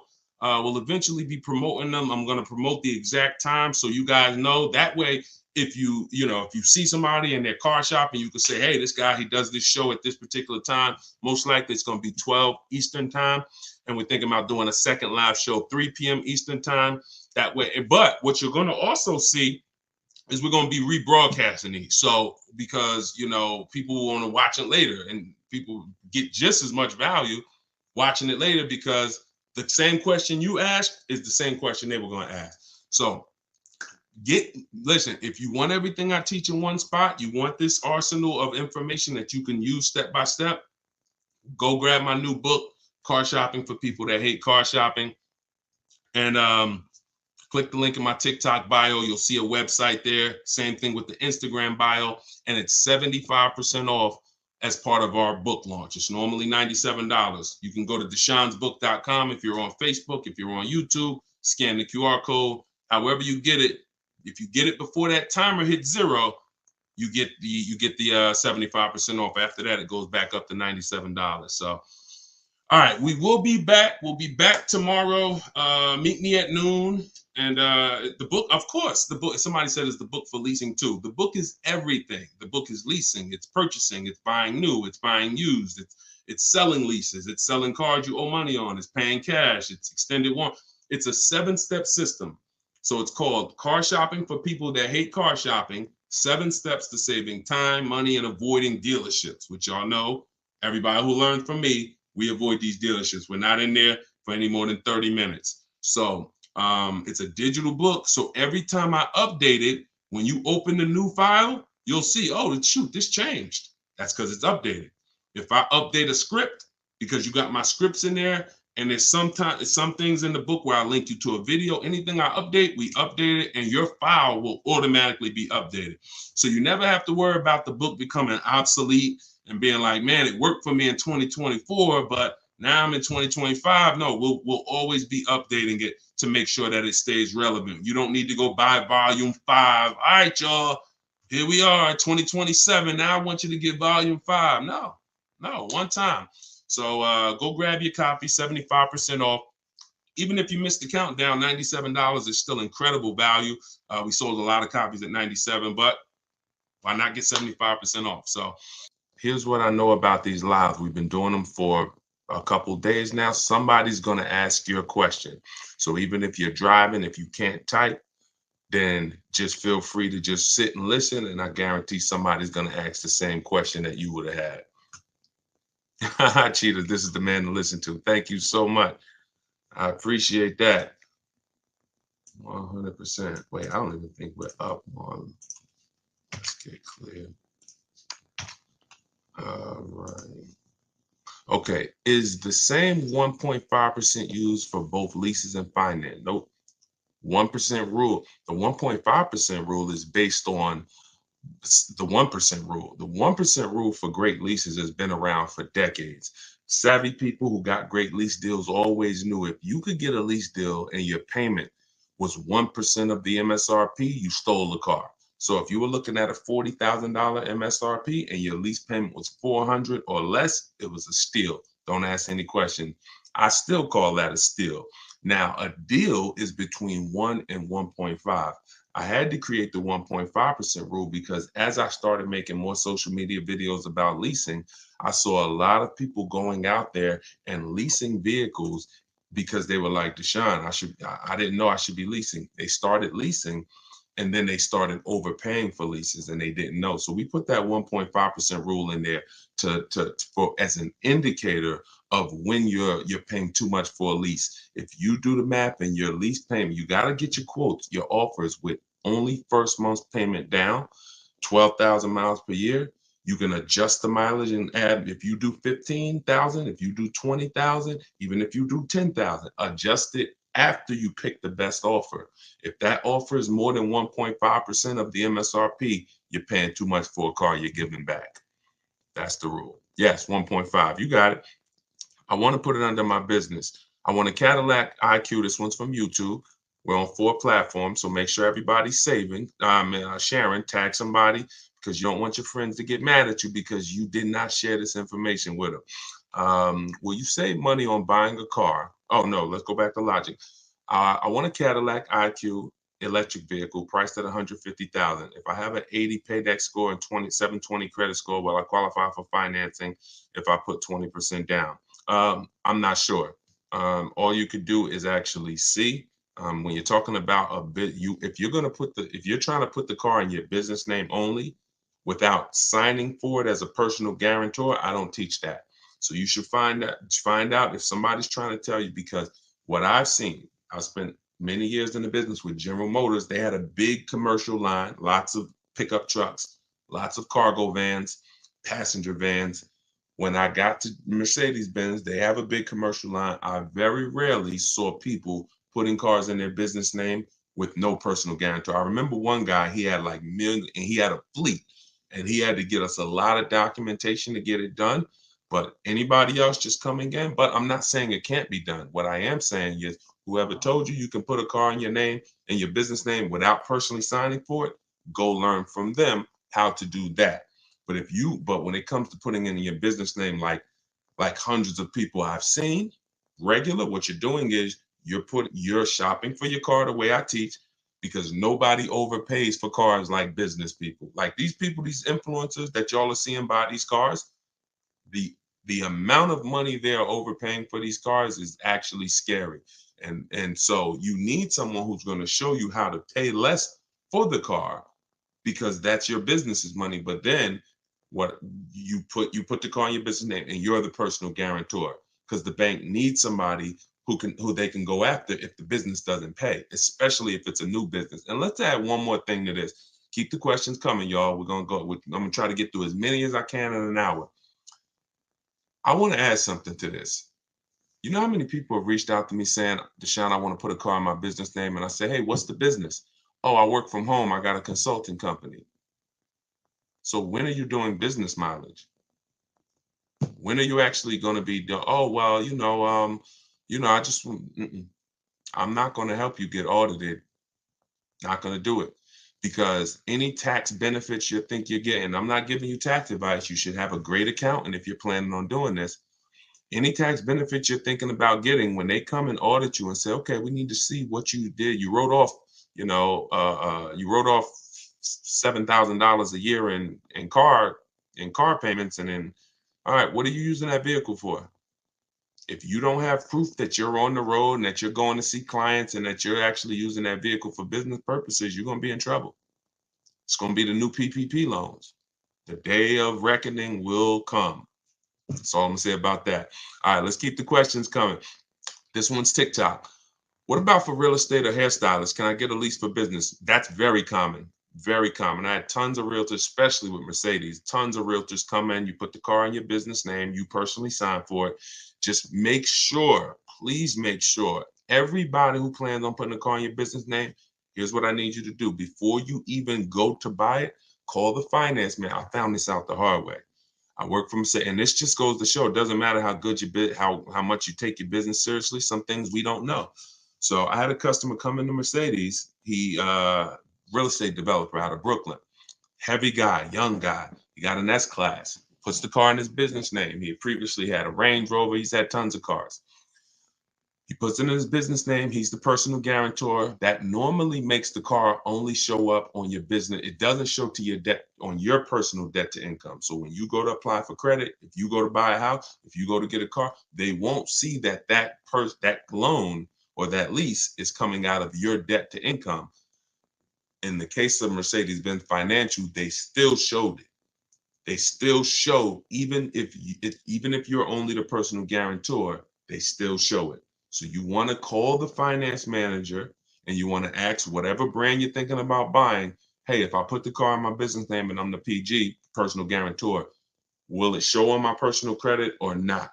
And let them tell you no before you go through it. I learned the hard way. He was not happy. I mean, he understood. I didn't know, but it wasn't a good day. And that's my man. We're still very close. So he didn't blame me. It's just something we never saw coming. So, all right, my balance, this one's YouTube. My balance is $4,000 left. Oh, try to listen, in order to get the question answered, you got to type it all in one shot. You can't do continuations of questions. All right. So make sure you send your questions in one shot.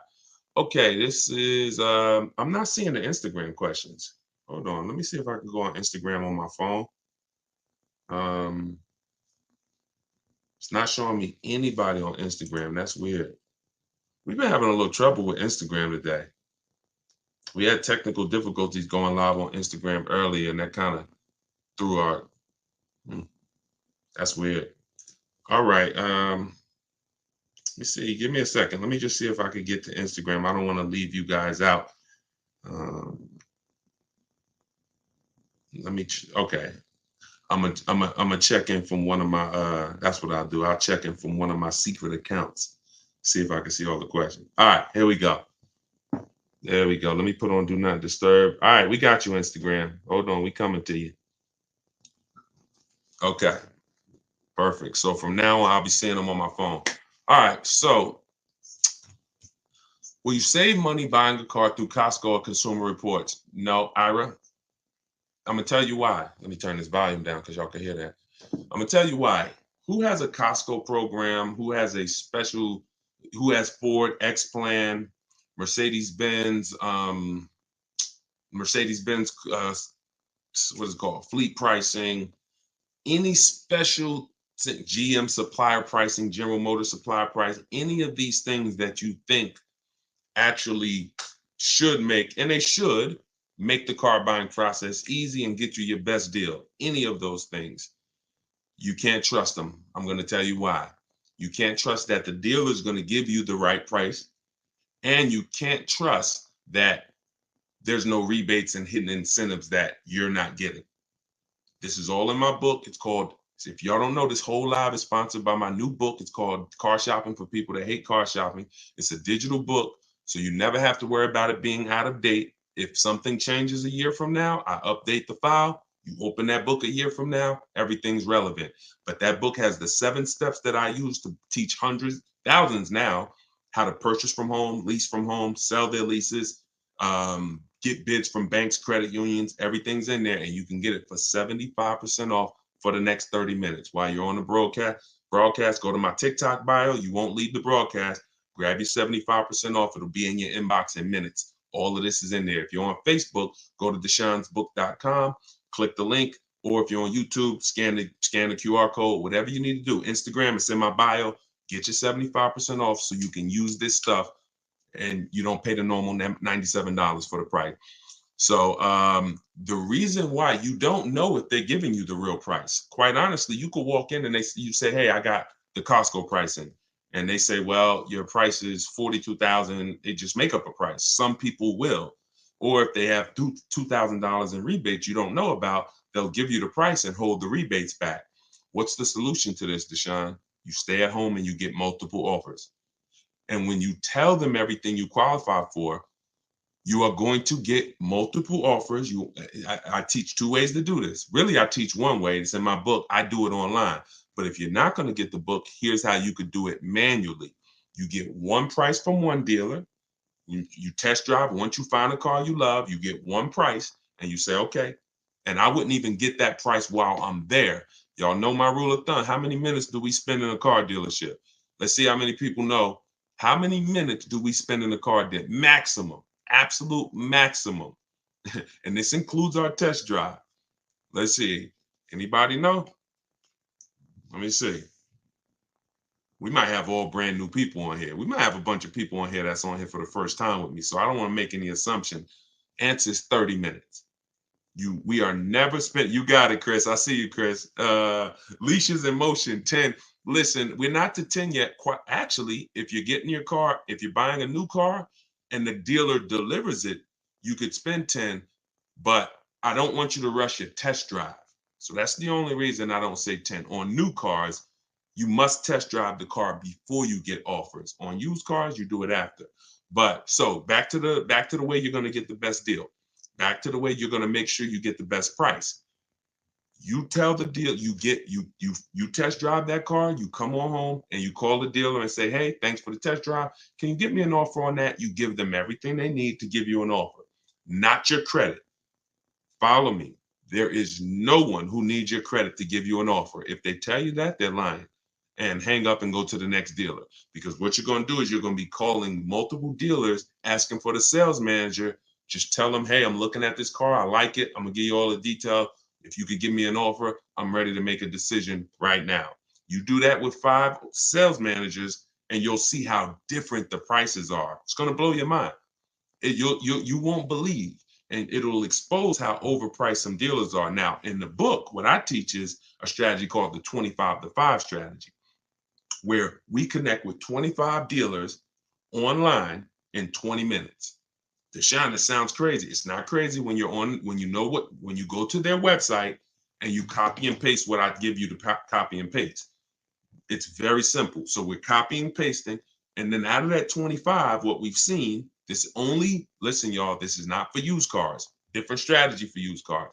What we've seen is for new cars and leases, 25 dealers, about 10 to 12 are going to have a car you're looking for. It's good for you because when you're shopping at that many dealers' inventory, you don't have to worry about, oh, no one has the car. I went to this one dealer, he didn't have what I want. I went to this one, he didn't have. When you're shopping out of 25, oh, probably about 10 are going to have something you want. And your goal is to get 5 offers.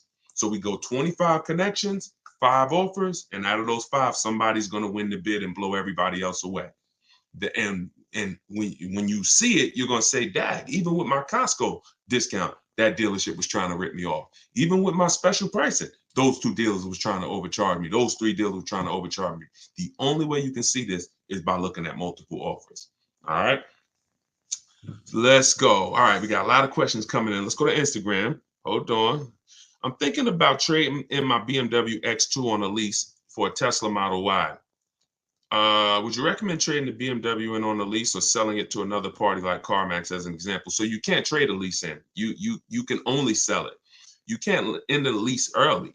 You've signed a contract saying I'm going to pay 36 months of payments, or 39, never 48. That's paying. Why don't we do 48-month leases? We're paying too long on a car we're giving back.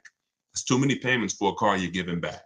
You eliminate the goal for a lease is to pay pennies on the dollar for the car you're driving, drive a phenomenal car for a very low monthly payment. Once we give them the 4-year leases, we can't do that anymore. It's too long.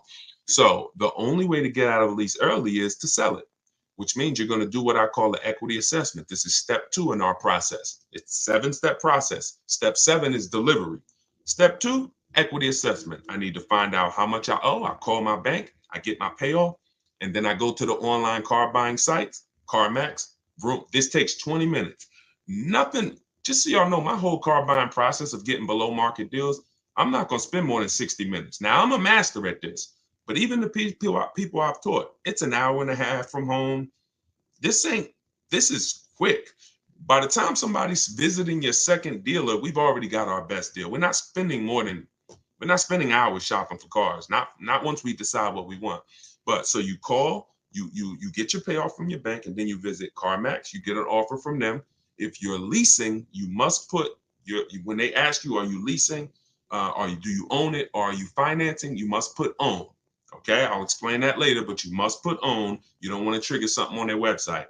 You need to find out what these companies will pay you in cash for your vehicle so you can figure out, can you sell it and get out clean, or can you sell it and possibly make a profit? We've helped. People have made lots of money selling leases, especially in the last 3 years. But even now, people are still making $2,000-$3,000. So what you do is you get those offers: CarMax, Driveway, Carvana, Kelly's Blue Book Instant Cash Offer, AutoNation Sell My Car, and there's one more, Car Guru Sell My Car. And if you see that all those offers are higher than your payoff, you can get out. If those offers are lower, you're going to pay to get out, which means, and most people are going to say, no, I don't want to lose money to get out. So that's what you need to do before you decide to make a move. Where do we get a copy and paste link from? Terry, that's all in my book. All my scripts are in there, all my templates, everything is in my book. You're not talking when you use my stuff. You're either only talking to managers or you're using my copy and paste templates. We're not talking to salespeople ever, because who'll be honest, who's not a good negotiator? Type me if you are not a good negotiator. Be honest, we're not judging anybody on here. We are actually getting we're going to make sure you win. But all right, so Dominic, not a good negotiator. Look, Bawala, okay. Rachel, not a good negotiator. Look, Danielle, not a good negotiator. Look, seven. I don't want to mess your Instagram. All right, so we got lots of people on here that are not good negotiators. So in order for you to win, here's what you're going to master. You could do it my way, you could do it your way, but here's what you need to do. Instead of going 1-to-1, which is a losing battle, I can negotiate. I would never do 1-to-1 because it eliminates my ability to shop the whole market. Here's how you save thousands of dollars when you're a bad negotiator or a good negotiator. You must master the art of multiple offers. See, when you put multiple people against each other, you're not negotiating with them. They're negotiating really with each other. Who's going to win? And you'll find that you'll save thousands of dollars way quicker than you could ever have going back and forth with one dealer. So you want to make sure that you are using multiple offers in everything that you do. And that's what my system is about. Now you could do it your way or you could do it my way as long as you do it. Just don't do the old way. That one-on-one is a losing battle because you always leave hoping you did okay. You always leave wondering, could I have gotten some more money? With multiple offers, you never. And that's how you buy everything else. If you think about it, that's how you buy TVs. That's how you buy groceries. That's how you buy anything. It's always multiple offers, and then you pick the best one. That's how we don't have any buyer's remorse. All right, this is YouTube. Reem, I have a 2019 1500 for about a year. Chevy 1500 for about a year and some change, 700 a month with alpha warranty. I'm thinking about leasing. I have about 30K left. What should I do? Always equity assessment. Do the equity assessment.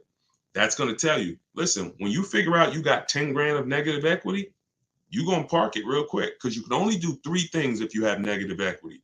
2 will get you a new car, 1 doesn't. There's only 2 people who can't get a new car. One is super bad credit. You need to wait. You don't need to make a move if your credit's so bad you're going to destroy yourself by making a move. Now, the second person, these are the only 2 times I see people who want cars who don't leave with cars. Second person, you can have an 800 score. If you have 10,000, 12,000, 15,000 negative equity, you can't go and do a no money. You can't put that type of money on your next car because you have to take into account the loan to value ratio. So you can't buy a $40,000 car and just slap 15 grand of negative equity on that. The bank's not going to approve it. You would have to get a great discount off that car through multiple offers and rebates. There's certain brands out there that have big, huge rebates. If you're looking at one of them, maybe you save 7 grand, 8 grand, 10 grand, and then you can slap that negative equity. But that's why before you ever, if you sitting there and you're like, man, you know what? I think I want to lease or I think I want to switch my car. It's always an equity assessment. I need to know, can I make money selling this car right now? Or am I in a negative position? In which case I gotta chill out. Now, if you got a small amount of negative equity, you might just want to pay the difference. Always sell to the highest bidder. Get all those offers I talked about from the online companies. And if there's $1,000 or $2,000 shortfall, just pay the difference so you could do a clean deal. But if not, then you have to transfer that. Transferring it is more difficult because now a dealer's not going to pay you what those companies are going to pay you, especially not a dealer who's going to win the bid. See, your favorite word working with me is going to be bids. Everyone must win the bid. So when that car you're shopping for, whatever dealer wins the bid, that means they beat every other dealer. They're not going to turn around and pay you the same price CarMax offered you for your car. They can only pay what it's worth to them, which means if you had negative equity over here going with CarMax, it's going to be more going with a dealer. But that's just what you have to deal with. That's why, y'all, I want you to get out of negative equity and stay out of it. It really does make your deals not impossible. We do them all day long, but it does make it more difficult. All right, let's go. Let's keep them coming. Hold on, let me go to my window. Should I buy a new car or CPO? That depends on budget, Valerie. That's always the question. If you can afford both, if you guys can get a car, anybody who wants to, you're buying a car and you're going to keep it long term, y'all know my rule. How many years should you be keeping your car minimum if you're buying? I'm sure we got a couple people in here who knows the rule. If you are purchasing a car, what's the minimum number of years? All right, Danny, good job. 8. So because the reason it's 8, I see, man, I got a lot of people, y'all getting quick. It's the reason it's 8 is because at 8, you've outlived the depreciation drop. Your biggest expense when you're buying a car is the one you can't see. It's depreciation. You're losing thousands of dollars whether you drive the vehicle or not. If you drive it, you lose more. If you're a high mileage driver, you lose even more in depreciation. So you want to make sure that you outlive that, or you shouldn't buy. The only way to outlive it is you got to get to that 8-year mark. Now, if you're not keeping it, if you're like Deshone, I'm not keeping the car 8 years, then you should be shopping for an aggressive lease offer, a great lease deal, not a regular lease deal, not these deals that say, oh, you need money down, an aggressive lease deal. So once you do that, you'll be able to now hold on. I got so into that I lost the question. Oh yeah. So CPO, Valerie was asking, should I buy a new car CPO? So if you're buying and you're keeping, the only question to ask is, what is my budget? If I could afford it, let's say Deshone, I could afford both. Okay.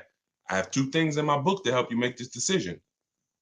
If you are only buying a new car every 8 to 10 to 12 years, maybe you want a new car. That's fine. You won't lose.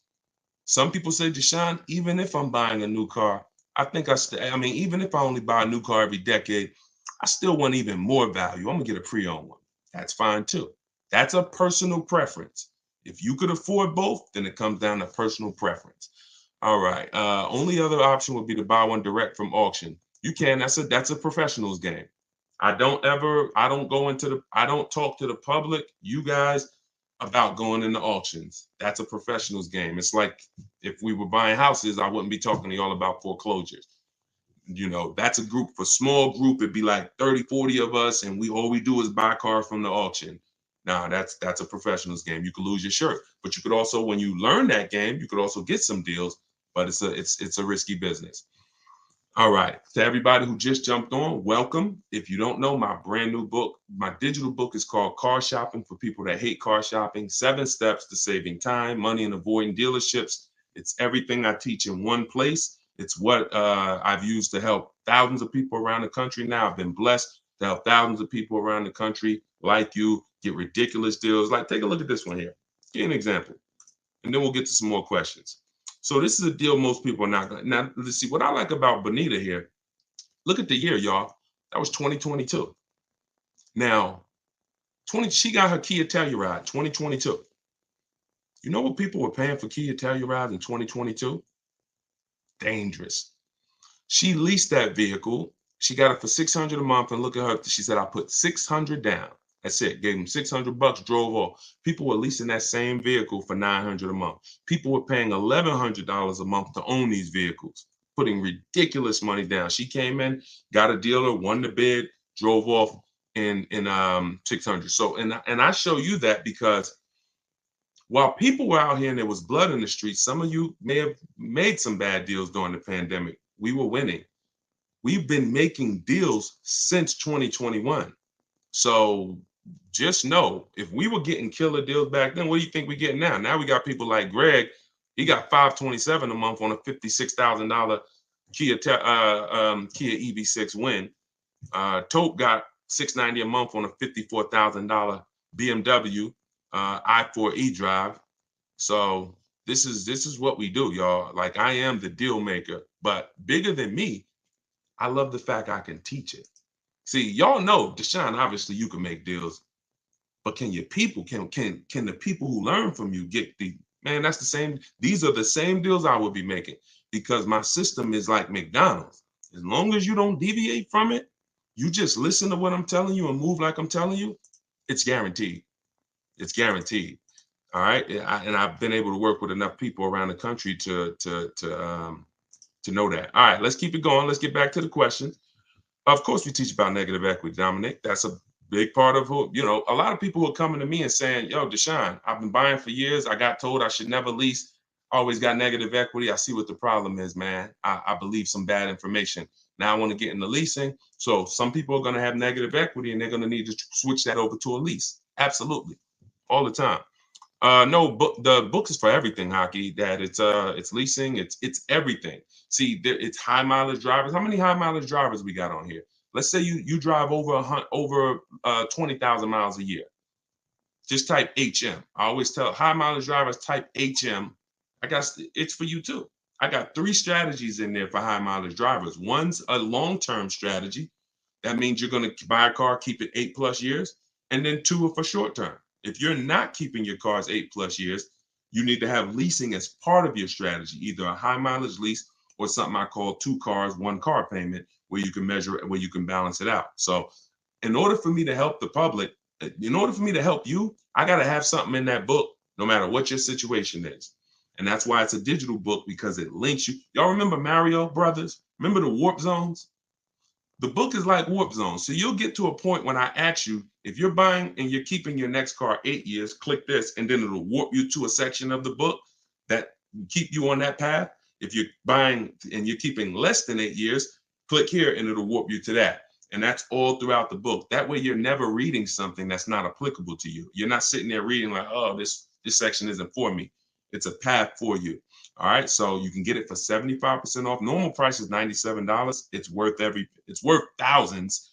And my goal is for it to be the most valuable book you ever bought, or at least one of them. But if you can get it before the timer runs out, you can get it for 75% off. So just click my TikTok bio, click the picture, go to my Instagram bio, click that link, and grab your 75% off. If you're on Facebook, just click the link that says deshonsbook.com and grab your 75% off. All right, let's go. Oh, thanks, Valerie. Enjoy it. Make sure you send me your success story too. Yes, I'm in New Jersey. Yep, absolutely. I want to lease this time, short term. Good. That's what we want. That's what we want. Just know who you are and put your deal on the right foundation. All right, let's go to Instagram. Let's see. All right. Deshone, I got a 24 Explorer online price. Oh no, looking at a 24 Explorer, online price is 38 grand, but 23 is 37 grand. How much lower can I go on the 23s? They're trying to get rid of. Thanks in advance. So if the car is the same and you are buying it, I'd get multiple bids and I just go to 25. I'd get 5 offers, because that dealer that's holding on to the 23 that you see, when you connect with 25 dealers, you're going to see that maybe out of that 25, maybe 7 of them have a 23 they want to move. And one of them is willing to blow it out like crazy. That's how Kimberly, some of you saw Kimberly's post. She saved 20 grand on her Maserati. She just got this. Look at the date. This was February 21st of 2024. She saved 20 grand. Why? Because she reached out to 25 dealers. One of them had a Maserati that she wanted. It was a 23, and they took off 20 grand for it because they wanted to move the car. She ended up getting it right here. This is it. And that, in fact, she got a different one, because that dealer that wanted to take off 20 grand, a dealer closer said, all right, I'll beat that offer. And she ended up getting this one. But if you connect with enough dealers, then you'll find that dealer who's like, listen, I really got to move that 23. You might be talking to a dealer right now that has that 23, but they're not desperate enough yet. They're not hurting enough yet. You want a dealer that you can connect with, and they look and say, man, we need to move this 23 because we don't want to be stuck with it. So that's why it's always about multiple offers. I don't ever want, listen, don't ever ask me about one car. Deshone, man, I'm looking at this car. How do I get them down? That's not what I teach. You're out leveraged. All the power's in their hands. You talk to me about, Deshone, these are my top 3, 4 cars. Deshone, this is my top offers. It's always multiple offers. And that's the only way I could talk to you. I can't mix my system, which is water, clean, smooth, crystal, refreshing, beautiful, uplifting. Like, that's my system. I can't mix that with oil, this old way you shop, which is 1-to-1. And, I just like that one car. Let me get them down. No. That car, there's plenty duplicates of that car. And what you need to do is you need to be in a position where you can see those duplicates and you can see who's going to sell it for the most. That makes sense? If that makes sense, everybody type a 1. If y'all clear on that, that's the difference between negotiating 1-to-1 and negotiating 1-to-many. 1-to-many is getting bids. 1-to-1 is old, traditional, out leverage, buyer's remorse. Always wonder if I could have paid more. Could have paid less. We don't do that. My pleasure, Raym. I see you. All right, let's go. Let's keep the questions coming. How do you get multiple bids? I said that earlier, Anna. You could do it my way, which is in my book. I connect with 25 dealers online. We let them know what we want, and then you use all my scripts to keep the emails moving and keep it on your agenda. If you're not going to use my book, which is in my TikTok bio, 75% off, you can download it. It'll be in your inbox in 3 minutes. Then what you need to do is find the car you want, come home, call at least 5 local dealers, ask for the sales manager, and you need to get offers from the sales manager. I would only speak to the sales manager. And this will only work until a lot of people start doing it, because after a while, people are going to be, why is all of a sudden all these people calling asking for the sales manager? So, what I teach is unlimited. 8,000 people can do it, and we're never gonna, it's not gonna mean anything. This whole calling the sales manager thing, that's going to get eventually, if hundreds and hundreds of people are doing it, they're going to eventually start screening the calls and saying, all right, what's it in reference to? And so you could use it now. That's what I call the manual way. But those are the two ways to get multiple offers that I know of. If you can figure another way, do it. But my way is the easiest, because my way takes 20 minutes, and you're sitting in your living room or you're sitting at work, and all these companies bidding for your business. All right, let's go to, all right, so we got questions on every platform. All right, hold on. What credit limit do you need to lease a car? Is it easier to lease or buy with a 680 score with $5,000 down on a used Audi? See how you've locked into one car? Now, if you're talking about any used Audi, but as long as you're not talking about like one used Audi you saw, and the rule of thumb growing is, if you're keeping the car 8 years, you buy. If you're not, you lease. So you got to get out of where you are, which is, all right, should I buy this used Audi or should I lease? The question is, how many years am I keeping the next car? That's what you ask yourself. Everybody on here, answer that question. The next car you're shopping for, how many years are you keeping it? How many years are you keeping it? And everybody tag one person, or I'm telling you, they're going to be mad at you. They're going to listen. If you don't think your friends are going to find out a year from now when they tell you, man, I made this stupid car deal and it is like, I can't get out of it. And you say, man, you listen to this guy, Deshone, the auto advisor, and no, I don't know him. You got to go follow him. Oh, and then they find out you've been on these live shows and you ain't tag them, you ain't tell them, you ain't share the video with them. You might lose a friend. So tag one person that you care about. All right, 3 to 4 years. I see. Okay, nope, that's not the question, Celeste. You can't say depends on how many years it's going to hold up.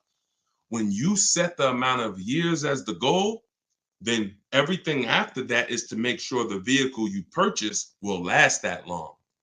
See, if you go in to purchase a vehicle and say, well, I hope if it lasts 8 years, if it lasts 10 years, I'll keep it that long. Chances are it won't. But if you say, you know what, I want to be a long-term person, I don't need to switch cars every 3, 4, 5, 6, 7 years. I could keep a car 8 years, 10 years. I'm fine with that. Then that means everything you do after that, I mean, you could use my process, because I'm going to make sure you buy a quality car that will last that long under your budget. But you have to set the goal. You must set the goal. So let's get out of the gray area and set the goal. Deshone, I'm not a long-term person. I only want to keep this car 6 years max. Perfect. All right. Let's go. 2 years. Okay. 2 years. That's going to be, it's not really any car that you can get that you can keep for 2 years and not lose money. You're losing too much value. You lose 20% the first year. The moment you buy it, you lose 20%. And then the next year, you're going to probably lose 15%.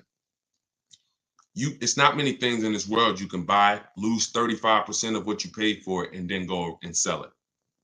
And that's the same way when you go out to year 3, year 4. That's why we say you don't sell a car or replace a car you bought until 8 years.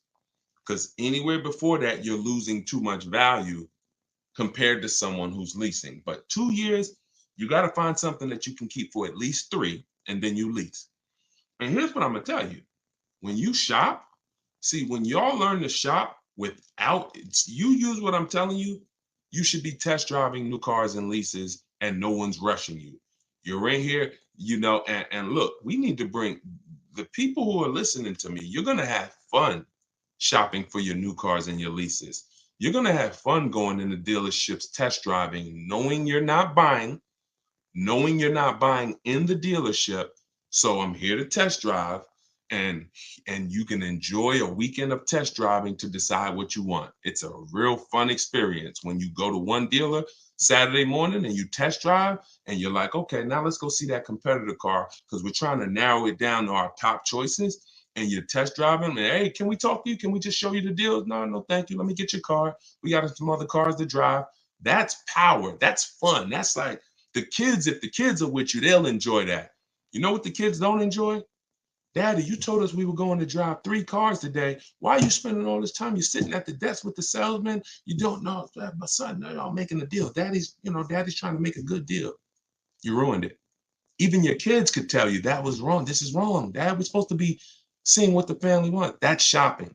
So I want y'all to get in. When you get into that, you'll find something. All these cars out here, there's 40 some odd companies making cars. There's probably 500, 600 different choices. Every category, you got probably 10, 15 cars that would suit your needs. You get out and you drive some of them. You will find something that you actually love enough to lease it and keep it 3 years. The reason why people want to get rid of cars in a year because they rush their shopping process. They rush the shopping process, got the vehicle, find out, 3 months in, you know what, I don't really like this. You rush the shopping process. That's why step 4 of my book, I got a whole step. It's called shopping, not buying. Shopping, not buying. and we're not going to mix those two terms. Shopping is deciding what we want.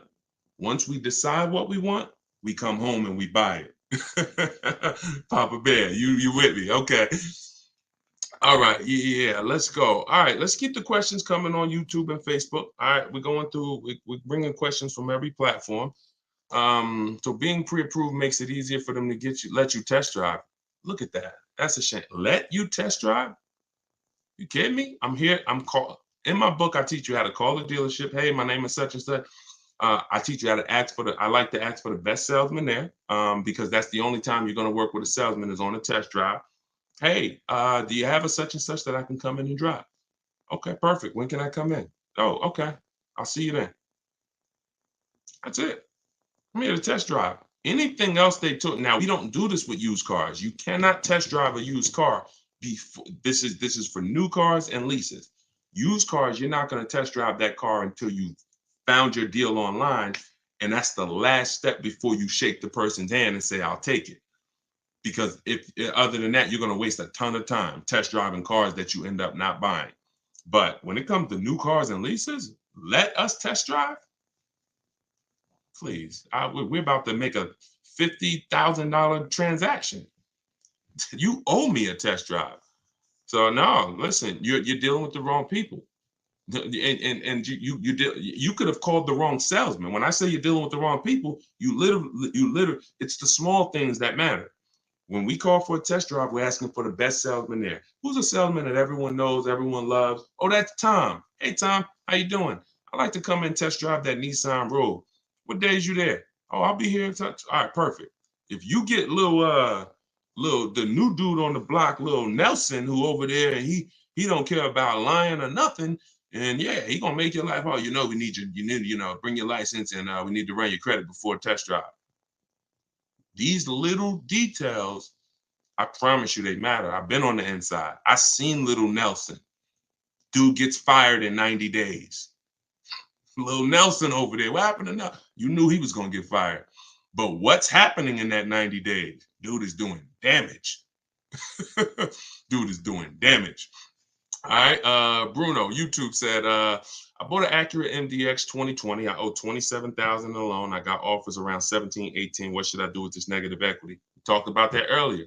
Only thing you can do is you want a new car. Is you could, if those are your highest offers from CarMax, Driveway, Carvana, KBB Instant Cash Offer, those are the highest offers we're gonna get in most cases. So if you might say, okay, if you could pay the difference, that's the best way to go. So if there's like a $1,500 shortfall, you are much better off paying that $1,500 and getting out of that and doing a clean deal. Because if you can't do that, now that car has to be traded in with the dealer that you end up buying the car from. That's what has to happen. So that's the first route. If you can cover the difference, that's what you want to do. Shop for your car, get your best offer, and then just sell it to whoever made you the highest offer and pay the difference. And then you could do your other deal with no money down. So if it's a matter of, oh, I only got 1,500 and it's a $1,500 gap, I would pay off the negative equity and sell to a CarMax or sell to an auto all day long. It's going to make your life a million times easier and your transaction a million times easier. All right, my husband ran into something when we got our car service. Wait, you gotta do one full question. Unless y'all are talking amongst each other. I love that. Talk amongst each other. Y'all be in here having conversation. But if you're asking me a question, it has to be in one question. Look at Vicky. Vicky came on here and said never lease. Look, we got old Vicky on the line here. See, people come in and they're confidently incorrect. You got to be very, very careful, y'all. These people have cost you money for years. Vicky on Instagram, listen, you don't know enough. You don't realize how much you've cost your friend. Now, you might say, Deshone, Vicky might be saying, Deshone, I hear what you're saying about buying cars and keeping them 8 years. I'm not going to lease. I buy my cars and I drive them till the wheels fall off. And so, I'm never going to lease. Yep, you're good, Vicky. But what about your family? Yeah, what about your daughters? What about your sons? What about your husband? What about all these people who you're talking to and you just brought, never lease. And they tell you, but Ma, I only want to keep my car like 3 years anyway. Don't lease it. You have no idea how many thousands you are costing them. And the sad part is you're not willing to learn. You learn from people who teach you to talk big, but you are what I call confidently incorrect. And that's a dangerous combination. All right, Corey, I want to lease a car. What are the most important things to consider? Multiple offers. Listen, multiple offers are going to shock y'all. When y'all see how different these offers are. See, we don't have relationships. There's no relationships in what we do. I know if you used to go to the barbecue with your car salesman and he sold you 5 cars and he's been selling your family car for 30 years, he sold your father cars and your grandfather cars, and you just but that's going to change when you start making him bid for your business. I don't have a problem giving you the business, Charlie, but you need to bid. And if you win the bid, great. You need to earn the business. I'm not just giving you the business where you could just charge me whatever you think is fair. I'm going to shop the open market. And if you win, Charlie, you got our business. In fact, if your dealership really likes us, they can beat pretty much any offer if they want to. But what you're going to see sometimes is Charlie ain't going to beat the bid. Charlie might not even want to play your game. And you know what? If that's the way you want to be, then, our relationship is over. Well, Charlie, sorry to hear that. But I got to do what's best for my bank account. All right. Let's see. Confidently wrong. That's right. I'm from Harlem, right across the bridge. Do you have one-on-one consultation? I don't. No. I have a book. Anybody who wants the book, it's 75% off. It's a digital book, so it'll be in your inbox. You could use everything I teach from leasing, buying. Every strategy is in there. High mileage drivers, selling leases, the getting banks to bid for your business and credit unions. Everything's in there. Buying from home, my scripts, my template. I even link you to some of the videos in what I call the Cars from Home library, because I have a video version of my book. It's called the Cars from Home University Library. I link you to some of those videos for some subjects that might be a little more complex. I just say, hey, if you prefer to watch this 7-minute video, click here. So you'll be able to see that. And then I have, and I have some people that I coach, but I don't do one-on-ones because we can get results for groups. I don't have to do one-on-ones. Like, I help hundreds and hundreds of people buy cars at the same time. If I couldn't do that, then I wouldn't be doing it. Okay. Any suggestions on buying if paying cash? I just got the book. I was thinking I need to take a man to look at. Okay, no, you don't need to take a man. You will never need to take. Oh, listen, shout out to her for being honest. She was like, I was thinking I need to take a man to help me. Listen, when you use what's in that book, men will be calling you to do it for them. All right. Hold on. Coach Mikey, the name of the book is Car Shopping for People That Hate Car Shopping. 7 Steps to Saving Time, Money, and Avoiding Dealerships. Any suggestions if buying a new car for cash? Just get multiple offers. If you're buying a new car for cash, just get multiple offers. And also, don't think, here's what I want you to understand. So if you were taught always pay cash for cars, just type $signs. If some of you may have heard this, some of you may have not, but if you have heard you should always pay cash for cars, just type $signs into the comments. Okay? And I'm not telling you paying cash for cars is wrong. Paying cash for cars is right for some people. Okay, let me tell you who paying cash is right for based on who I've encountered. Very wealthy people, very well-off-to-do people. I've talked to several people when I worked for General Motors and I worked for Mercedes. Y'all know, I say it in all my videos, 5 years General Motors, 5 years Mercedes-Benz. And I would get these very wealthy people or very financially, they didn't even have to be wealthy. Some of them weren't wealthy, but they had paid off houses.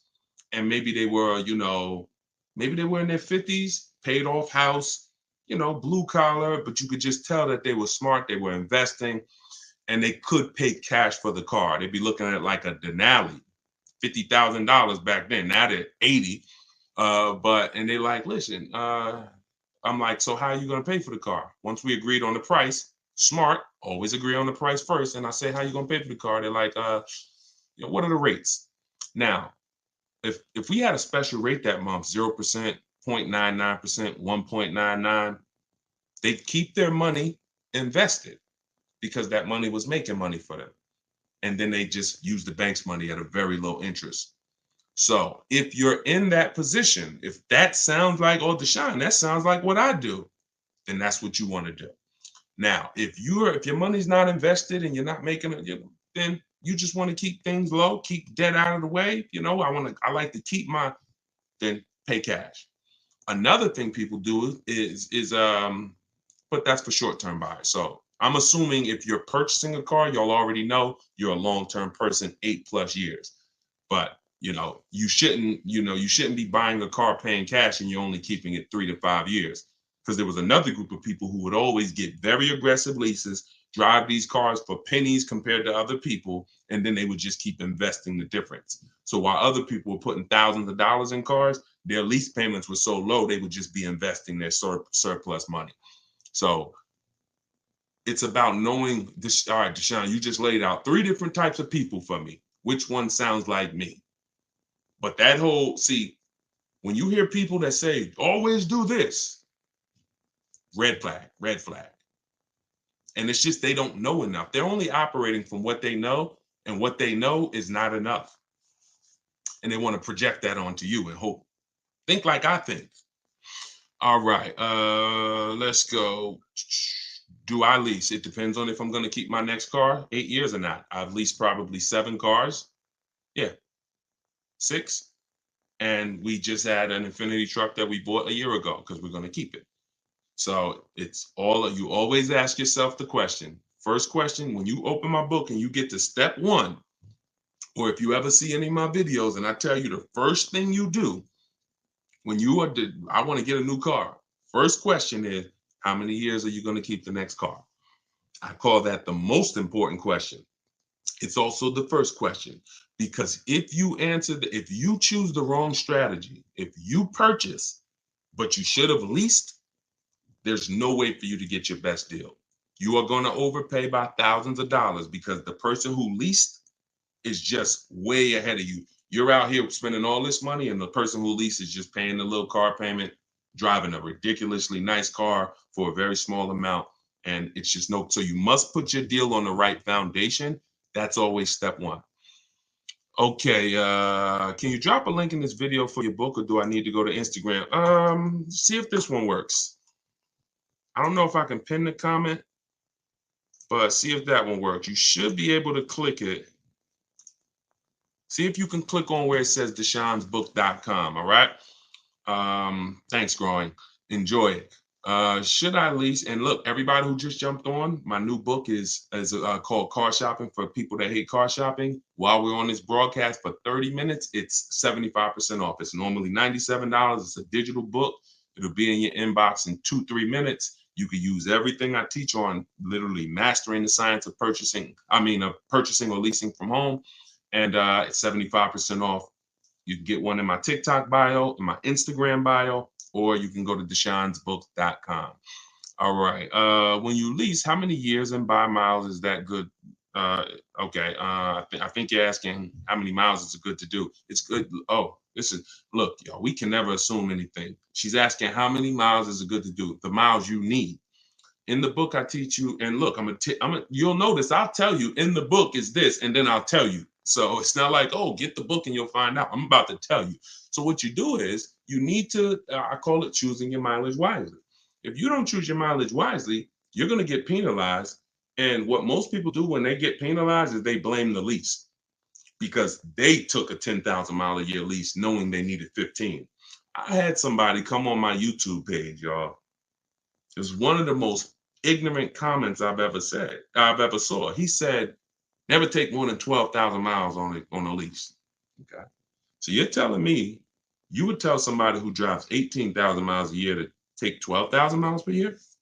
You're probably the same person that when they go over by 6,000 miles every year, you would tell them to buy the lease, right? Yeah, just bury them. Why don't you just dig a hole, throw them in it, and just throw the dirt on top of them? Be a little better than what you're telling them to do now. You get the mileage you need. If you drive 12,000 miles per year, you do 12. Now, what you do is I have a little exercise. First thing you do is ask yourself, what's my mileage to and from work? Most of your mileage is going to be work. That's why when people were working from home, they literally looked up in 3 years, they had, they put 7,000 miles on their car because they were working from home. You want to ask yourself, how much do I drive to work round trip? If that's, let's say 10 miles a day, round trip is 20. Okay. How many miles, how many days a week? This is how you choose your mileage wisely. Very, very simple to do. Well, the easiest way is to look at your old car. Easiest way, look at what you draw, look at your old car, and then just say, all right, how many miles did I have when I first got it? How many miles am I putting on it a year? If nothing changed, that's the easiest way. Now, let's just say, Deshone, I don't have a car or I can't do that. Okay. Assess your lifestyle. What's my mileage to work? Now, let's get back to that scenario. Let's say you're like, okay, I do 20 miles a day, 10 miles to work, 10 miles back home. I do that 5 days a week. All right. That is 100 miles a week for work. You multiply that by 52 weeks in a year, and you'll see, okay, that's 5,200 miles. Perfect. I'm way under 10. The first threshold for most leases is usually 10,000 miles per year. Some luxury vehicles, some do a 7,500 mile per year lease. But what you want to do is say, okay, now what am I doing for leisure? All right, I go down south. Oh, all right, I take a trip across the country. Okay, I do that once a year. I'll probably put another 2,000 miles on doing vacations. Oh, I'll probably do this. So you're just adding it up. One person was like, Deshone, my child's going to college. I'm about to lease. This was somebody in my group. She was like, how do I account for the mileage? Like I'm gonna be visiting them at the college. I said, okay, how many times do you think you're gonna visit them? She said, probably, every 2 months I'll go out there. All right, how far is the trip? Well, 500 miles. Okay, see, we did that math. We just added it up. And she was like, okay, good. I think I need 15,000 miles of work. There you go. So all you do is just assess what you're gonna be doing and you'll be fine. You'll be fine. Get the mileage you need. Now, when you shop for your leases, y'all always shop with 12,000 miles. If you need 15, you always get your offers with 12 because the way we judge our offers, we divide the monthly payment they give us into the MSRP, and that gives us a percentage. That's how we came up with the 1% rule. I didn't come up with the 1% rule. I created the 1.5% rule. The 1% rule was created way before I started buying cars. That meant if your lease payment with no money out of pocket was 1% of the MSRP or less, it was a steal. You didn't have to ask any questions, drive off in the car before they changed their mind. Now, if you didn't, now what I saw is people knew about a steal, but they didn't know when it was the other extreme, overpaying. So I started doing some math and I looked at, okay, once you pay above 1.5% on your lease payment, you're paying too much for a car you're giving back to them in 3 years. So my rule of thumb, you'll see it in the book, you'll hear it in my videos. 1% or under is a steal. In between 1% and 1.5%, that's a deal. Over 1.5%, bad value. We pass on those. We pass on those. And in order for you to get your best lease offer, you must shop multiple offers. You must get at least 5 quotes, or you're not going to get the bottom price. Okay. Let's go. Let's go to Instagram for one. We rotating. We got a couple more minutes. Welcome to the new people that just jumped on. Shout out to everybody who's sharing. Thank you to everybody who's giving gifts on TikTok. I appreciate it. Everybody who's sending stars, all of that. The people who support the broadcast, that support the mission, it's 3 ways to do it. You can purchase a book. That's our sponsor. Car Shopping for People That Hate Car Shopping, my new digital book. Second way is to share the broadcast or give gifts, whatever you want. But I appreciate everybody. All right, let's go Instagram. I don't see one over here. I see a lot of people on Instagram, but not too many questions. All right, so let's go. When getting more miles, does your monthly payment go up? Yes, it does. Absolutely. Yes, absolutely. So you're going to get your offers with 12,000 miles. And once you identify the best offer, you write that dealer. Now, if you're using my way, you're writing them because you're doing by email. If you're using your way, sales manager, you say, okay, can you please adjust the quote for me to 15,000 miles per year?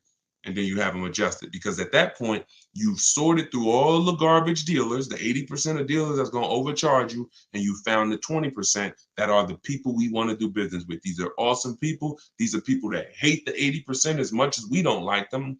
Yeah, they wish they weren't in business. These are the people who will literally make buying from home easy. They'll try to beat their competition. They'll give you great price. They're honest. These are the people we are trying to find, but they're sprinkled in the 100,000 used car dealers, and they're sprinkled in the 17,000 new car dealers. So we're not going to find them just walking in the door and hoping, I hope this is a 20% dealer. No. All right, Sen, enjoy it. All right. Is gap insurance a necessity? All right, good question. So gap insurance, if you do no money down deals when you purchase cars, no money down, gap insurance is absolutely necessary. But you should be calling, you should be getting a quote. See if your insurance company can give you a quote. A lot of people didn't know that. You didn't know your insurance company may sell gap insurance. And if your insurance company doesn't sell it, there are companies that sell it, insurance company. You don't have to get it from the dealer. So here's what you want. If your car is worth, this is what I call insult to injury, because some people will tell you, oh, when you go into that office, the finance manager just don't buy anything. Now that finance manager looks at you and says, listen, you need gap insurance. If you were taught, don't buy nothing, you in trouble, because this is what ends up happening when you need a gap and you didn't have it. You leave out of there and your vehicle value is only 25,000. This is an example, but your loan is 30,000. Now you go out there and a week after that, somebody hits you, God forbid, car gets totaled. Your insurance is going to pay off 25, because that's called the actual cash value, or ACV. But that $5,000, the bill's coming to you. I call it insult to injury because you just lost your car. Now you got a bill. Gap insurance. Now, if you are purchasing your car and you are going to be keeping it long term, and you decide, I want to put money down, I want to put 5 grand, 10 grand, 20 grand down, that's fine. You don't need gap insurance. You only need gap insurance when the value of your car is worth less than your loan, because that you're exposed. If God forbid the vehicle gets totaled, or if the vehicle gets stolen and they don't find it, that bill's coming to you for the gap. All right. And Nab said you need gap insurance for at least 2. Yes. So most leases include gap insurance. One of the things when you use my script in my book, some of y'all are going to see it. We automatically, when we send them our request for a quote, it automatically says, please include gap insurance. Now, most times the person working the lease is going to say, well, gap insurance is included in every lease. But the reason why you must specify is because it's not included in every lease. And some companies will not tell you until the end. You don't want that. Mazda, every Mazda lease used to include gap insurance. 2021, I think, 2020, they just changed. They took out gap insurance. I think they changed leasing companies. So you need to make sure when you're getting your offers, we are always telling them include gap. Now, if you don't want to remember any of this, you can get the book and it'll be right there for you. But yes, remember that. All right. Or they're going to try to sell it to you later and you don't want any surprises. Yo, I thought I was paying 400. Yeah, but do you want gap? Your payment's going to go up to 419. You need it. So, All right. Let's see. I'm looking to lease a vehicle for my business. Okay, simple. Just follow the same process, get your best offer, and then when they ask you, all right, whose name is the vehicle going in? I'm going to put in my business name, and then I'm going to sign for as the personal guarantor. The shopping process is exactly the same. And in fact, if you don't have a shopping process, you will put an overpriced vehicle or a vehicle you overpaid for in your business name. That's not a good thing for the business. How do I talk down out the door price? Multiple offers. You missed what we were talking about? We've been talking about multiple offers, multiple offers, multiple offers. When you get multiple offers, you're going to see you save thousands of dollars without even trying. When you get one offer or when you look at one car that you like and try to talk them down, not realizing this same car I'm looking at, there's 50 of them within a 200 miles of me. See, you got to think like that. And I think a lot of you are. You've been seeing the broadcast. You've seen a lot of you now are really seeing there's 65 million cars a year. So there's millions of cars around. Every car you see that blue Honda. Oh, I like that. There's 100 of them in the state. So when you look at it like that, you're less emotionally involved in one vehicle. When you get emotionally involved in one vehicle, just picture like money just leaving your household. Just picture like just somebody coming into your bank account and just snatching money. You're emotionally involved in one vehicle. When you step back, you're keeping all the money in your household and you're going to have all of these people who have a car you like. Well, I'm going to look at all the options and I'm going to see which one saves me the most money. It's very empowering. Very empowering. A lot of you going to realize this is going to be your most empowered car deal. You've hated it. You're like, man, that's why the name of the book, my digital book, is Car Shopping for People That Hate Car Shopping. When you use these strategies, everything we're talking about, you are going to see this is empowered car buying. Like I never thought I'd enjoy car shopping. I never thought I'd be like empowered, but you're learning from somebody who was on the inside. So I know all the tricks. These dudes look at me and say, man, you couldn't make it in the car business, huh? You really think the car business is hard to make it in? Come on, stop it. Johnny, he was 18 years old. He just walked in off the street with a nice smile. He's sitting next to you at the desk. Come on, it's not hard to get into this business. So, but I got tired of seeing people like you get overcharged. And I said, okay, we got to do something about this. Like somebody has to teach, and you can't teach being a car salesman. No car salesman who works for a car company can teach you how to do this. Why? Because that you can't, if they're teaching you how to get your best offer, they're always going to tell you shop multiple dealers. So it's counterintuitive to them. I'm not going to tell you shop multiple dealers if I'm trying to sell you something. But what's weird is I used to do that. People will tell you, my friends who know me, they call me D. Yo, you looking for, I see you got this used Mercedes, man. I mean, no, matter of fact, I'll give you a good example. My man called me, he was like, D, man, and this dude's a firefighter, got tons of money. He was like, man, I want to buy a GL. And you know, man, I'm only gonna buy it from you. But I don't want to get a new one because I'm gonna keep it and I want to get it. I said, all right, listen, I'm gonna tell you something. I'm gonna be honest with you. It's gonna sound crazy. If I don't have the best price used car, I'm gonna tell you to go buy it from somebody else who does. Because I'm not gonna put you in a used GL and I know it's a GL out there that is 4,000, 5,000 less than mine. So at the time I didn't have one. He called me like a couple weeks later. He said, Deshone, he said, D, I'm looking at this GL in Pennsylvania, man. It's the last one they got. It's a leftover. They take it. He told me the price. They were taking off like 14,000 for him off a brand new one. So because he ended up saying I wanted to get a new one. I told him, I said, I got a new one, but that's a better deal, bro. Take that deal. See, that's why my managers had a problem with me sometimes, because I'm telling people Come back and see me in 3 months. You're not ready like that. Like, no car salesman, unless they're willing to like just not care about selling a car today, they're not going to tell you to get multiple offers. But when you get multiple offers, that's how you save all the money. All the money. So you must get it. And when you do it, you'll never go back to the old way again. You can see it's too much money. You're going to see how much money I've been missing all these years. All right, y'all. We're going to jump off. This was good. You know, it's tons of questions. We could do this for hours and hours, but we've been on for an hour and 10 minutes. I appreciate y'all. I appreciate everybody who tuned in. I appreciate everybody who shared. Use this information. Don't go back to the old way of car buying, car shopping. Don't do it. It's already cost you. It's already cost you. You can't get back the money you lost dropping off your leases instead of doing your equity assessment to see if you could have sold them. You can't get that money back. You can't get back the money you overpaid on these cars. But what you can do is change what you're going to do moving forward. If you change what you're going to do moving, that's all we can control. We're not going to cry over the past. All we're going to do is change what we're doing now. So if you want everything I teach in one place, grab my new digital book in my TikTok bio, in my Instagram bio. It's called Car Shopping for People That Hate Car Shopping.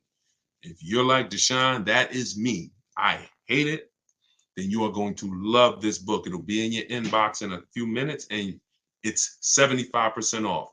So if you go to that bio, as long as the timer is not at 0, you get it for 75% off, and it's everything in there. Everything you're going to need: high mileage driving, leasing, purchasing, buying used cars, buying new cars, extended warranties, tire and wheel. Everything is in there, and you'll have it in one spot. So the book is normally $97, but if you go get it now, you can get it for 75% off.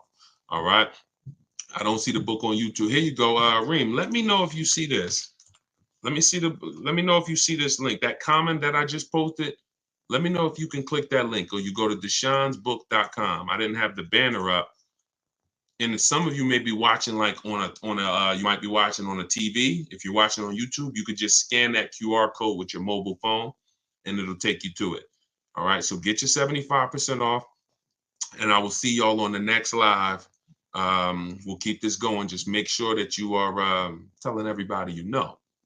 You're going to run into somebody that's shopping for a car. You can't go outside of your house without tripping over somebody who's shopping for a car. Make sure you tell them, are you following Deshone? If not, they could be in trouble. And really, when you learn and you start doing this, you're going to tell them you are in trouble. Because if they're shopping that old way, they're in trouble. First one's from Facebook. We're taking questions from every platform, but this is Facebook. I have a 2018 MDX, 60,000 miles on it. Live in a small town. There are 2 recalls going on for the transmission and fuel pump. I can get one crankshaft done this week and looking to sell the car. Feels like it's a lemon and have other cars. Well, I mean, a recall is not necessarily doesn't necessarily make it a bad car. So if you're experiencing issues, then that's different. But you know, a recall, a lemon is when the same thing keeps going wrong, when it goes wrong 3 times. So I mean, don't always take a recall as it means it's a bad car. I mean, these cars are built, computers, things go wrong. Key is recall comes in, they fix them, and I mean, tons of cars have had recalls. Doesn't mean it's a reason to get rid of the car. 60,000 miles on an MDX, you know, that's not a reason to get rid of the car. Now, if you secretly want to get rid of the car, that's a different story. All right, this is TikTok. Best way to buy an E-Class right now, new or used. You got to figure out whether you're leasing or purchasing. If you're leasing, you know, you got to go deeper. And what I always say, we always teach, if you've been on a broadcast with us before, if this is your first time on a live with us, type 1. If this is your first time on a live with us, type 1. I want to see how many. All right, we got a lot of people typing 1. Okay, so something that we talk about that you'll learn is if you're not keeping your cars 8 years, you should be leasing. It's not even a question. And I'll prove that to you over the show. Some people who've been on here, who've been learning from me and learning about the math, have known that. But and I don't care what you were taught. If you stay around long enough, you'll find out that what you were taught has cost you a lot of money. And so that's the first question: is when you say best way to buy an E-Class, you need to determine how long you're keeping it, because you need to see if you're going to outlive the depreciation. And that's for long-term people, 8, 10, 12 years. So if you're keeping it 8+ years, then you should be buying. If you're not keeping it 8 years, then you should be shopping for a great aggressive lease on an E-Class, getting multiple offers. We get at least 5. We will never buy a car. If someone learns from me and you use my stuff, we will never buy a car without getting 5 offers, because they're going to be $3,000 to $5,000 different between the offers minimum. This one's Instagram. I was told put a $500 deposit for a BMW I built. Do you agree? Well, there's 2 things there. And I always say, y'all, as y'all tap in, someone's going to ask the same question you have. No matter what you think your situation is, there are lots of other people in the exact same situation. So you're going to most likely hear someone ask the same exact question that you wanted to ask. So $500, a deposit on a vehicle is very normal. Could y'all keep tapping the screen on TikTok, keep running the likes up? I appreciate y'all. But what you need to know when you're ordering a car is you need to make sure that you have negotiated your price up front. You need to make sure that you've gotten the best offer up front. And we always add to every order that any rebates that may apply when the vehicle comes in come to us as the customer. You cannot negotiate once the vehicle comes in. You've lost all your leverage. The time to negotiate with an order is before you sign an order. And again, we always get 5 offers because you just don't know who you're dealing with. And one dealer is always going to beat their competition when you start getting multiple offers. Okay, can you trade into a lease? Great question. Yes, many of you will find out. This one's from YouTube. So just keep typing your questions, y'all, and we'll get to as many as we can in the hour. Can you trade into a lease? So yes, many of you who found out, Deshone, I should have been leasing a long time ago. I'm not keeping my cars 8 years. And I'm in a finance now, or I have a car that I own. Many of you, your strategy is going to be to trade into a lease. For sure. You're going to sell. And listen, I want you to eliminate that word. We don't use the word trade. Now, if you have negative equity, in the last broadcast, one of the things I talk about is negative equity. If you can't pay the difference and sell to the highest bidder, you now have to do that deal with the dealer that you are going to buy your car from, who wins the bid. But everything we teach is a bid. So that's the only situation really where we are giving our old car and bringing it into the new transaction. That's why negative equity limits you. So if you have negative equity, I call it the devil to your car deals. You need to know the cause, which is usually you don't understand leasing and you buy your cars and trade them in. And then you need to, like I said, there's 2 ways to get out of it. There's 2 ways. You could either get the offers we teach in our equity assessment process. We get offers from CarMax, Driveway, Carvana, Kelly's Blue Book Instant Cash Offer. These replays do go up on YouTube and Facebook as well. So anything that you miss, hop onto the replay, watch it, and go to that section. Subscribe to the YouTube channel, because what we're going to do in the next coming weeks is we're going to start timestamping the questions.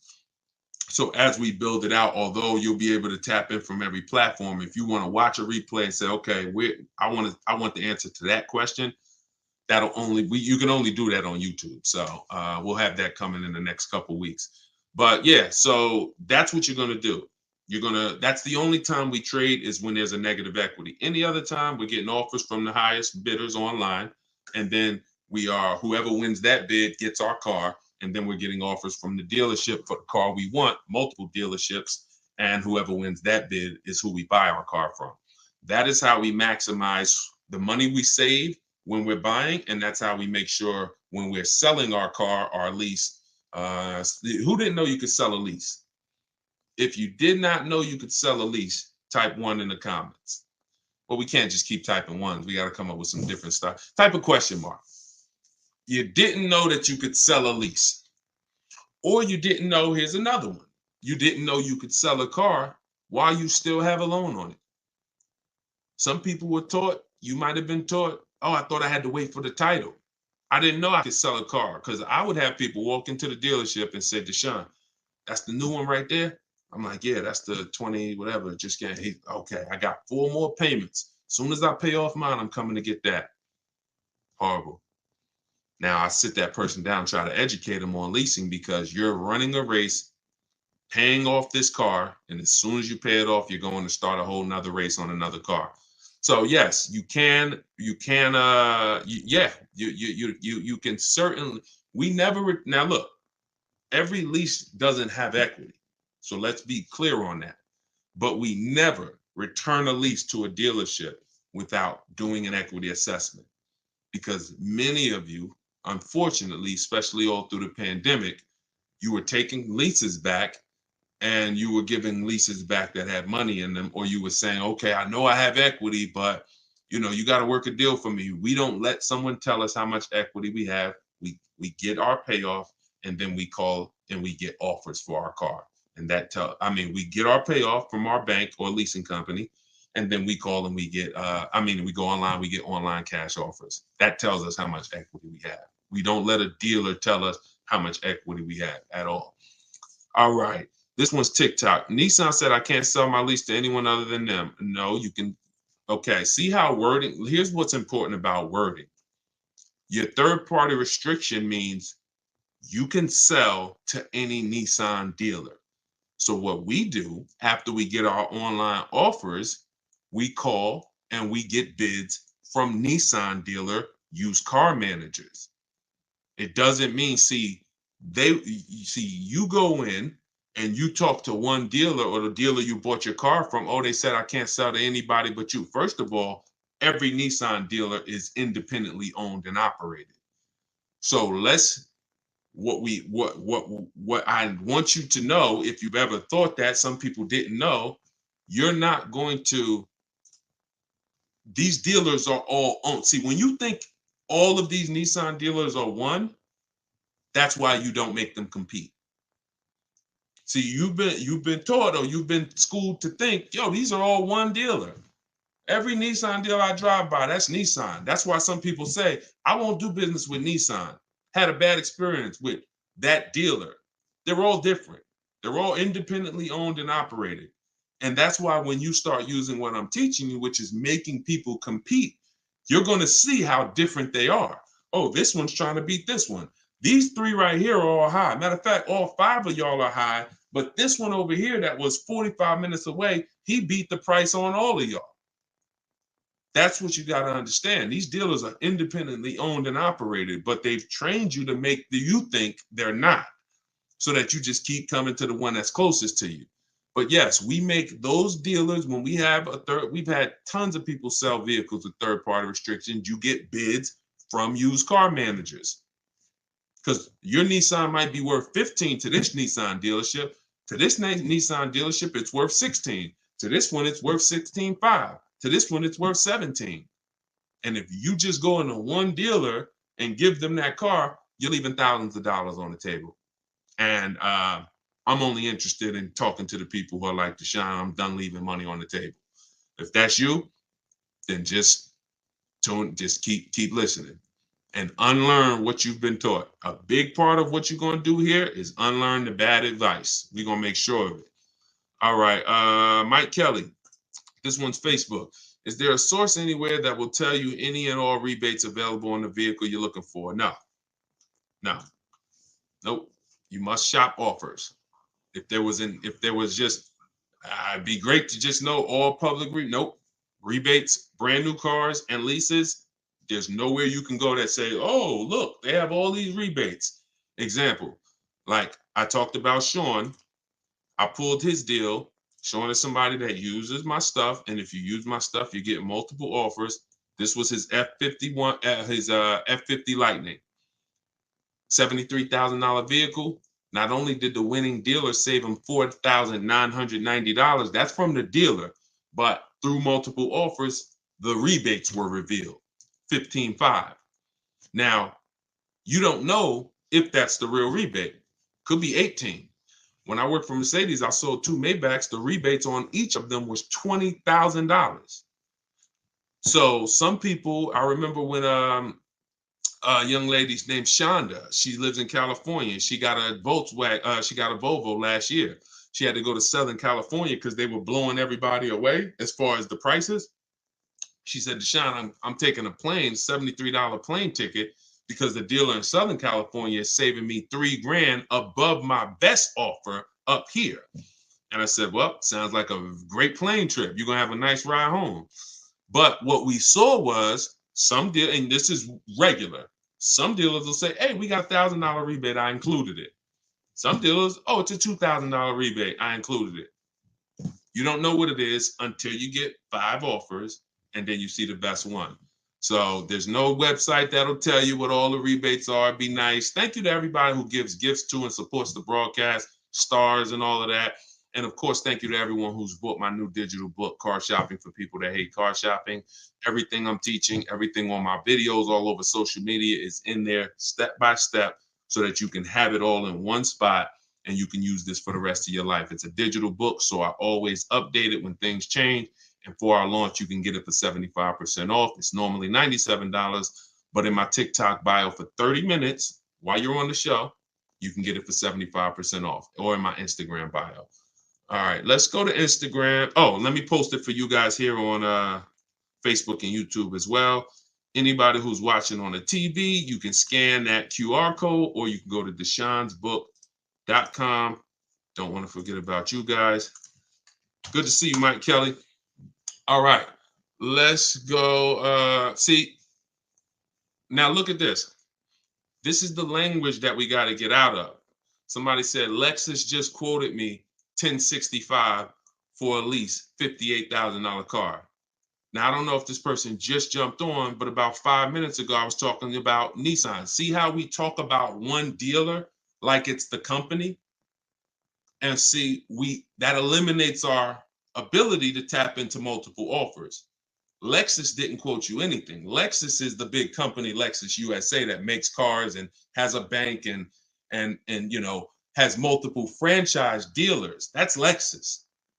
You went to Lexus of Rockland County and they quoted you that. You went to Lexus of Englewood and they quoted you that. You see what I'm saying? When you understand that these dealers are independent, you'll stop calling them the brand. They're not the brand. And you'll also start to get multiple offers because Lexus of Englewood competes against this dealer. And so we will never buy a car without getting at least 5 offers, because 80% of dealers are overpriced.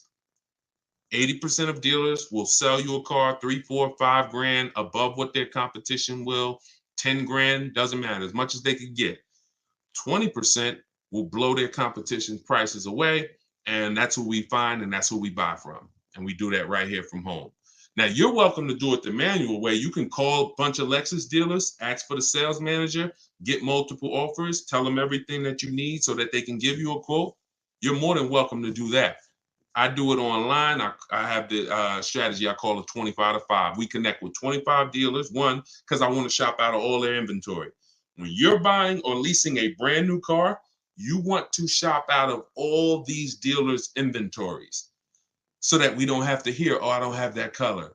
Oh, you know what? That one's hard. I don't really have it with that option. When I'm shopping out of 25 dealers' inventories, very rarely do we hear that, unless it's just a rare car, and in which case, we wouldn't have, going into 2 dealers would have not worked for us anyway. So when we find out, we don't believe something until 5 dealers say it, 10 dealers say it. 1 dealer, no, we don't believe that. All right, let's keep them going. Great questions. Let's keep them going. Keep typing your questions. No, maps is not in my book. Do not, if you're in maps, you don't need my book. Yeah, you're in the video version of my book and you're coaching with me. So if they're two totally separate things. Totally separate things. Oh,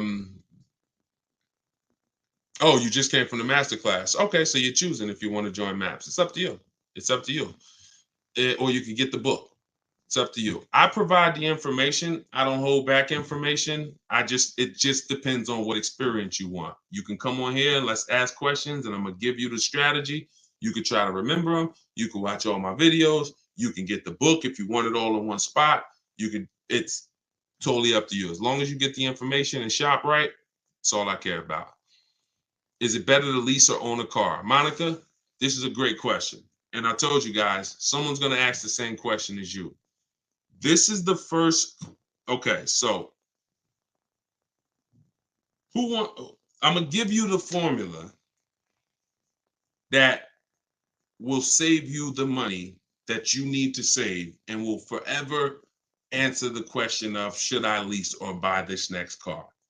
It's very simple. This question has nothing to do with how much you drive. It has everything to do with how long you're going to keep the car. Because the expense that you need to concern yourself with when it comes to leasing versus buying is the unseen expense, depreciation. When you are buying a car, if you are keeping it 7+ years, like once you get to about 7 years, your depreciation has really cooled off and leveled out. What does that mean? You're not losing a lot of value in your car every year. When you buy your car, the first year, the second year, the third year, the fourth year, the fifth year, you're losing high percentages of the value. Whether you drive it or not, doesn't matter. You could have it parked outside. It's just going down, going down, going down. This is why you got to be clear on the fact. Here's what you got to understand. I pay for my mileage. I pay for my usage, whether I buy or lease. Because how many people have either said this or you've heard somebody say it? Oh, I want to drive as much as I want, so that's why I don't lease. Who's heard that? Or said that. Honestly, I like to drive as much as I want to, so that's why I don't lease. Let's see. Okay, lots of you. So you pay for that mileage whether you buy or lease. When you start realizing that, now your mission is going to be, if I pay for it whether I buy or lease, which one do I pay less for? Now, in the long run, for those of you who on average, because I mix it up. I've had 6 leases. I kept those 3 years. I have a vehicle now that I bought. We're keeping it 8+ years. So there's no one, it's not the person, it's the vehicle. Who on average has a car that they usually keep 8+ years? Tell me how many years on average you keep your car, or even on how many years on average you've had your last car. How many years do you typically keep your car? The car that's outside, how many years you had it? Just stop. I want to see some of your answers. You shouldn't be shopping for a car like it's a second job. Once you decide what you want, if you're doing it your way, it's gonna suck. I'm not here to tell you it's not. I'm like, the old way sucks. That way, I get cars in 90 minutes. The people who use these online shopping strategies, I have an online shopping system. It's not something I hope works. I've worked with 1,700 people since 2021, personally, in my video library program. That's outside of the book. Thank God, we're putting thousands of books in people's hands. There's thousands of people that are going to be using this. It is not going to take them hours or even days. No, that's over. But the old way, yeah, takes a lot of time, and you still may not get what you want. Okay, so I see 3 years. I see 3. I see 15. I see 10. I see 10. Okay, let's see. I see 10. I see 2. I see 12. I see 8 and 12. Okay, so the question is, how many years have you kept the car that you have? If you're not keeping your car 8 years, then what's happening is you're losing so much value. And here's what's happening. When somebody like Charles is on the screen right now. If you're on any of the platforms that I can broadcast the picture, then you'll be able to see it. He's shopping. He got a Hyundai Palisade. This is top 10 most popular vehicles, especially all through the pandemic. This was top 10 most popular vehicles, big SUVs. People were paying, and you may have. You may be like, Deshone, I got a Palisade. I paid $3,000 over sticker. I paid, 5,000 over sticker. I've heard people were charging 10 grand over sticker. So he's leasing this vehicle. He said, I reached out to 35 Hyundai dealers. I have something in my book. I call it the 25 to 5. So you might be like, Deshone, how did he reach out to 35? Took him about 30 minutes. We do this all from home. He's using my copy and paste templates.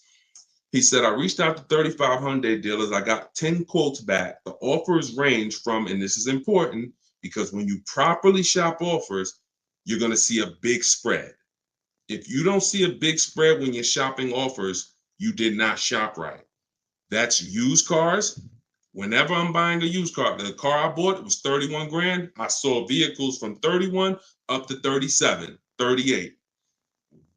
When we shop offers, you should see a $3,000 to $5,000 difference between your best offer, who wins the bid, and your highest offer.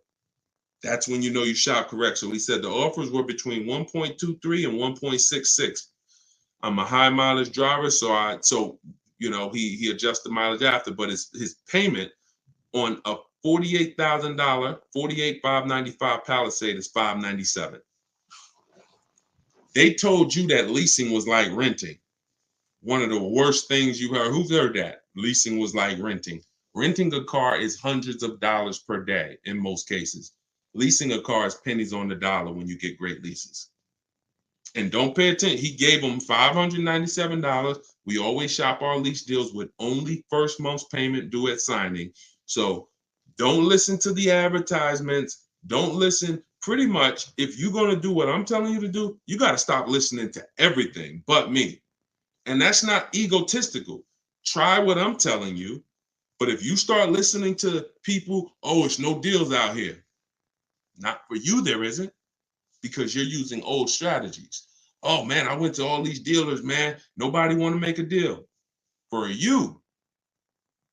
Oh, I saw a commercial that said to lease a Hyundai Palisade was $497 a month, and I had to come up with $4 grand plus taxes and fees.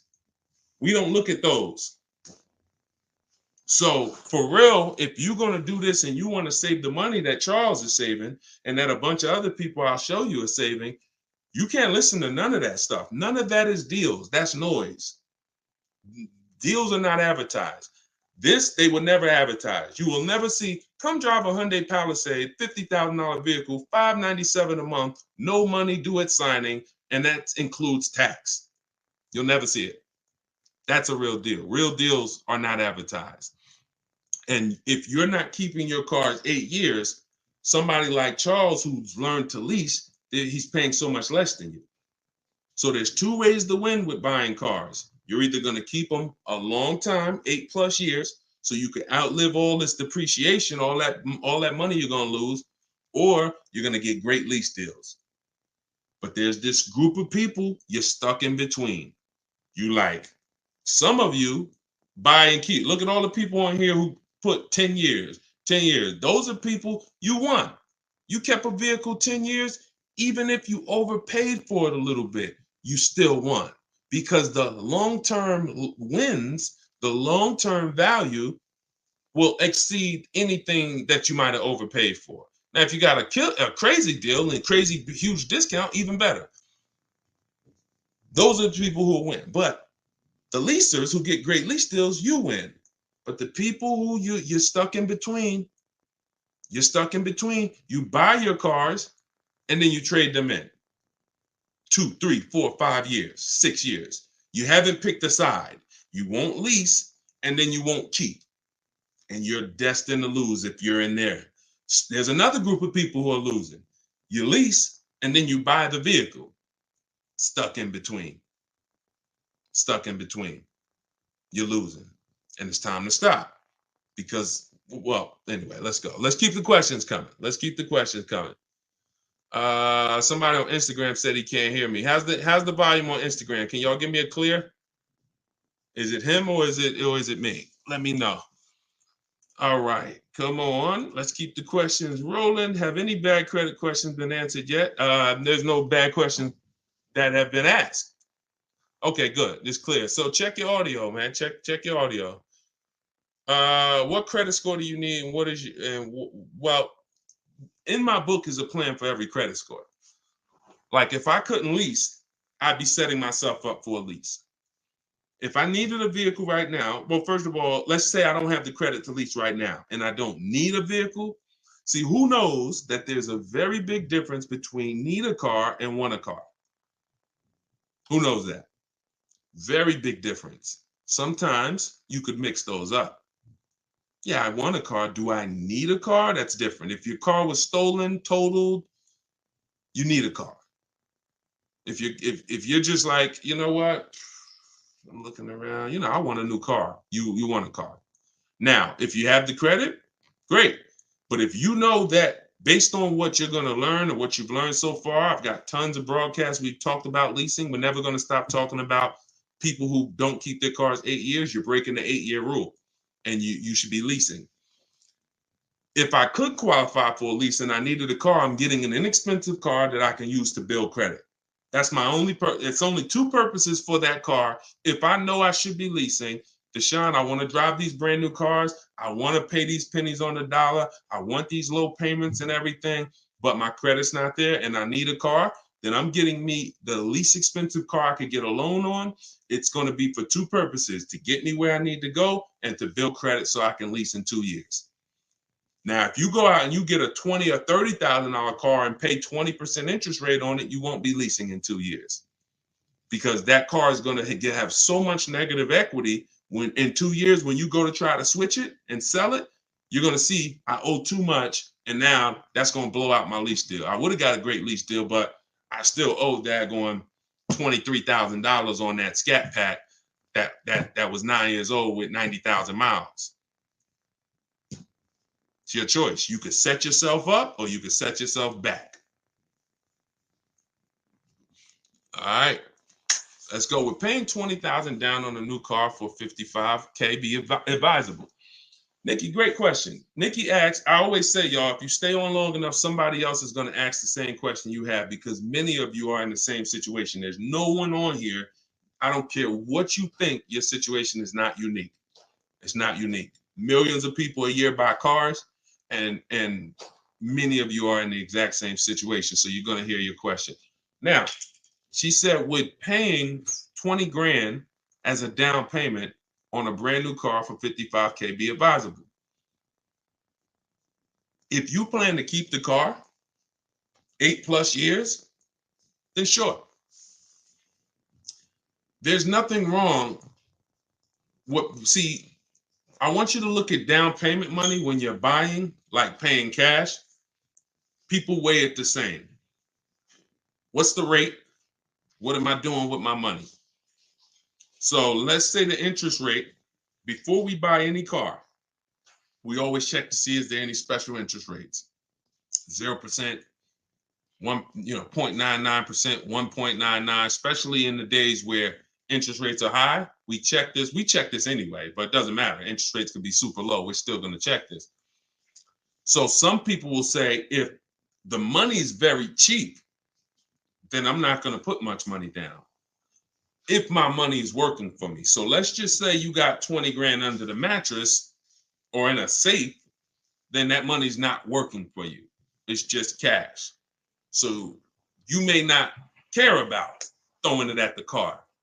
Someone who has money in the stock market and mutual funds and real estate and investments that are earning them, 8-10% or more, they're going to put less down and they're going to use the bank's money if it's cheap. Now, if the bank's money is expensive, 6%, 7%, 8%, then whether, in those cases, it makes sense to not use any leverage because the money's expensive. So if I was buying and money is expensive, then I'm going to put as much money as I can down. I'm going to look to pay off the car, but only if you're keeping it 8 years. If you're not keeping this car at least 8 years, then you're about to lose a ton of that money. 20 grand, you're about to lose a ton of that. A ton. because you should be leasing. You should be shopping for leases, not for purchases. We must, if your goal is not to be one of the people on here, when I ask how long have you had your car and they put 9, 10, 12 years, if your goal is not to get to that level, because at that level, you've outlived depreciation. Your car has lost tons of value the first 3, 4, 5, 6 years, tons of value. But it gets to a point where it's cooled off. It gets to a point where you're not losing that much money anymore. And that's where most people go and trade a car and do it all over again. They said, look, I went through the worst depreciation for 6 years, but let's go and do this again now. Start all over. Where you're supposed to be at that point, like, now this is where I keep it. Car's paid off, depreciation's cooled off. I'm going to keep this thing, and I'm going to now get all of this money that I put into this car back out of it. I'm not going to go swap this and do this thing all over again. If you are that per Deshone, I'm not keeping a car that long, then you should be shopping for leases. Deshone, I don't have the credit, then you should be getting a car that sets you up for a lease in 2 years. Very simple. Boundaries. Key Rock, good to see you. Good to see you. I see a lot of people. If this is your first time on the broadcast with us, can you type a 1? I always like to shout out the new people. And shout out to the sharers. Shout out to everybody who tagged somebody, who invited somebody to the broadcast. On Instagram, if you hit the share button, you could actually run down the list and just share with like several of your friends. And look, I'm just telling you, as we get this information out, you don't want to see your friend's car deal in a year. And you like, when did you get that car? And you like, you don't follow Deshone? And no, I never heard of him. Because most people have no idea who the heck I am. And you like, man, I've been following him for like a year. No, didn't I tell you I was shopping for a car? Why you ain't telling me about him? Now you might lose a friend. You might lose a friend. I'm just saying. All right. To everybody that just jumped on, everything that I'm teaching, if you've seen any of my social media videos, it all comes out of my brand new book, Car Shopping for People That Hate Car Shopping. It's a digital book. And I kept it digital because I have links in there. I got links to videos. I got links to my scripts. And I update it when things change in the market. If I had 100,000 books in your houses, now something changes, a website changes. That now here's what you'll be hearing. Hey guys, yeah, I know you bought my book last year, but you know, a couple of the websites changed, so I just released volume 2, the updated version. Go get that now. Right in my that's the only thing you could do. I wouldn't be wrong. It's just that's all you could do if you have a print book. With a digital book, update, you open it a year from now. Any websites that are not relevant anymore, like Vroom. Vroom went out of business a couple months ago. They weren't part of our bidding strategy. You open it up, you don't see Vroom because I updated the file. So you can get it for 75% off as part of our launch. In my TikTok bio, it's normally $97. In my Instagram bio, or you can go to deshonesbook.com if you're on Facebook or YouTube. I'll put the link for y'all. And let's keep the questions coming. Let's go. But get your book. Once 30 minutes expires, it's $97, which is still great money. So it doesn't matter. You're still going to win. But 24 is better than 97. All right. Let's see. This one's from Facebook. We're taking questions from all platforms, so keep typing them. I typically lease, but I want to buy a used car 3 years or older. Plan to keep it for a minimum of 3 to 5 years. Can't make this stuff up. Paul, how long you been on the broadcast? How long you been on the broadcast, Paul?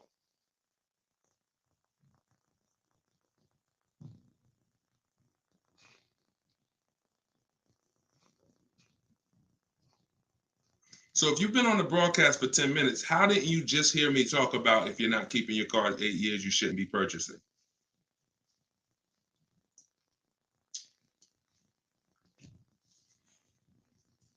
You're losing, brother. You're losing. I'm making this as clear as it can possibly be. You need to be locked in. I didn't say if it's not used. Don't, please listen. Take what I say exactly the way I say it. Exactly the way I say it. Don't add to it. Don't take away from it. That's the only, now, if it doesn't work, you come back to me and you say something.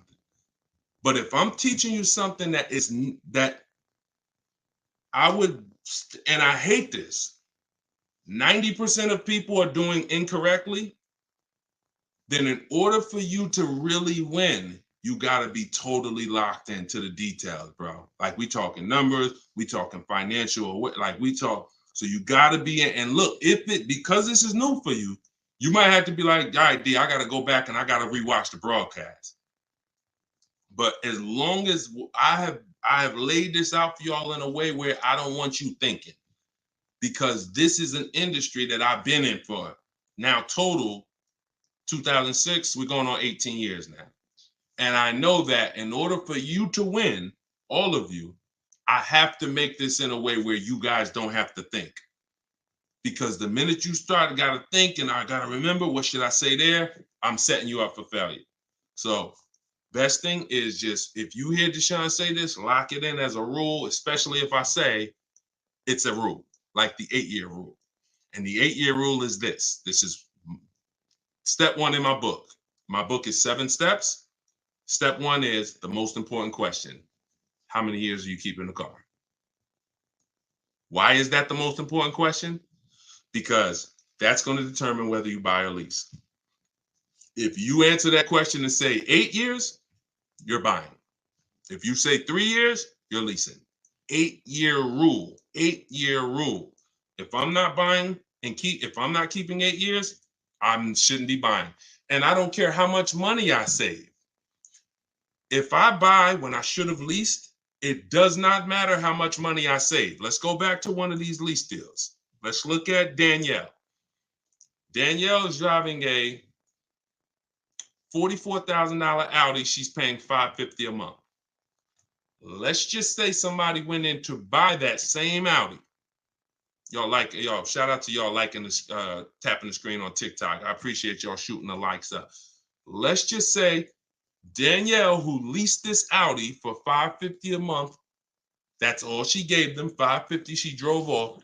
Let's just, I want to show you, to hammer this home, this buying versus leasing thing. I'm like, we're gonna hit it from all angles. Like, we are gonna hit it straight on from the side, hook it, uppercut, because you gotta be, because they've been hitting y'all with bad information for so long. They've been hitting y'all with bad lease commercials, Dave Ramsey videos, viral videos. They've been hitting y'all with all this stuff from so many angles, so we got to do it the same way. So let's take Danielle, who got a really good lease, $550 a month, and it's a $44,000 car. I want to show you that if you buy when you should have leased, it doesn't matter how good of a deal you get. You lost. You lost big money. Let's say somebody comes in and they're looking at the same Audi that Danielle just leased. She just leased it. They want to buy it. Now, let's just say let's say they get a bet. Let's say they even get multiple offers like I teach, and somehow they save $5,000. Just make up a number. Save daggone more than 10% of the price. So they buy that car for $39,000. Now, once their taxes and everything go in, they're going to be about $42,000. Every $5,000 is what, y'all? Every $5,000 that you borrow on a loan, some of you know, if you're new, you may not know, but you're about to find out. Every $5,000 is how much per month?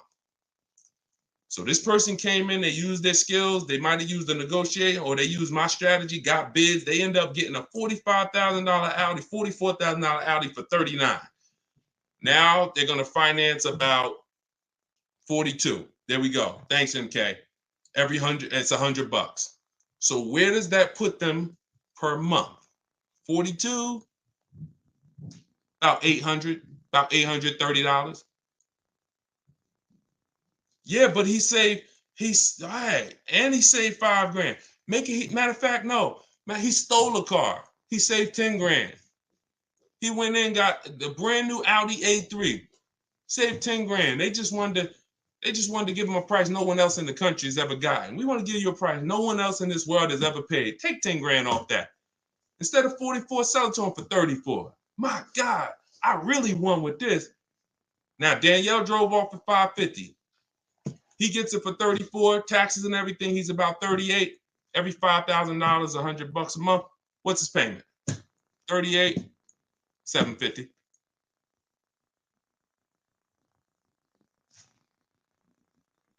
On a deal no one else will ever get in this world. Still paying $200 more per month than Danielle. Y'all see what we're talking about? Is that clear?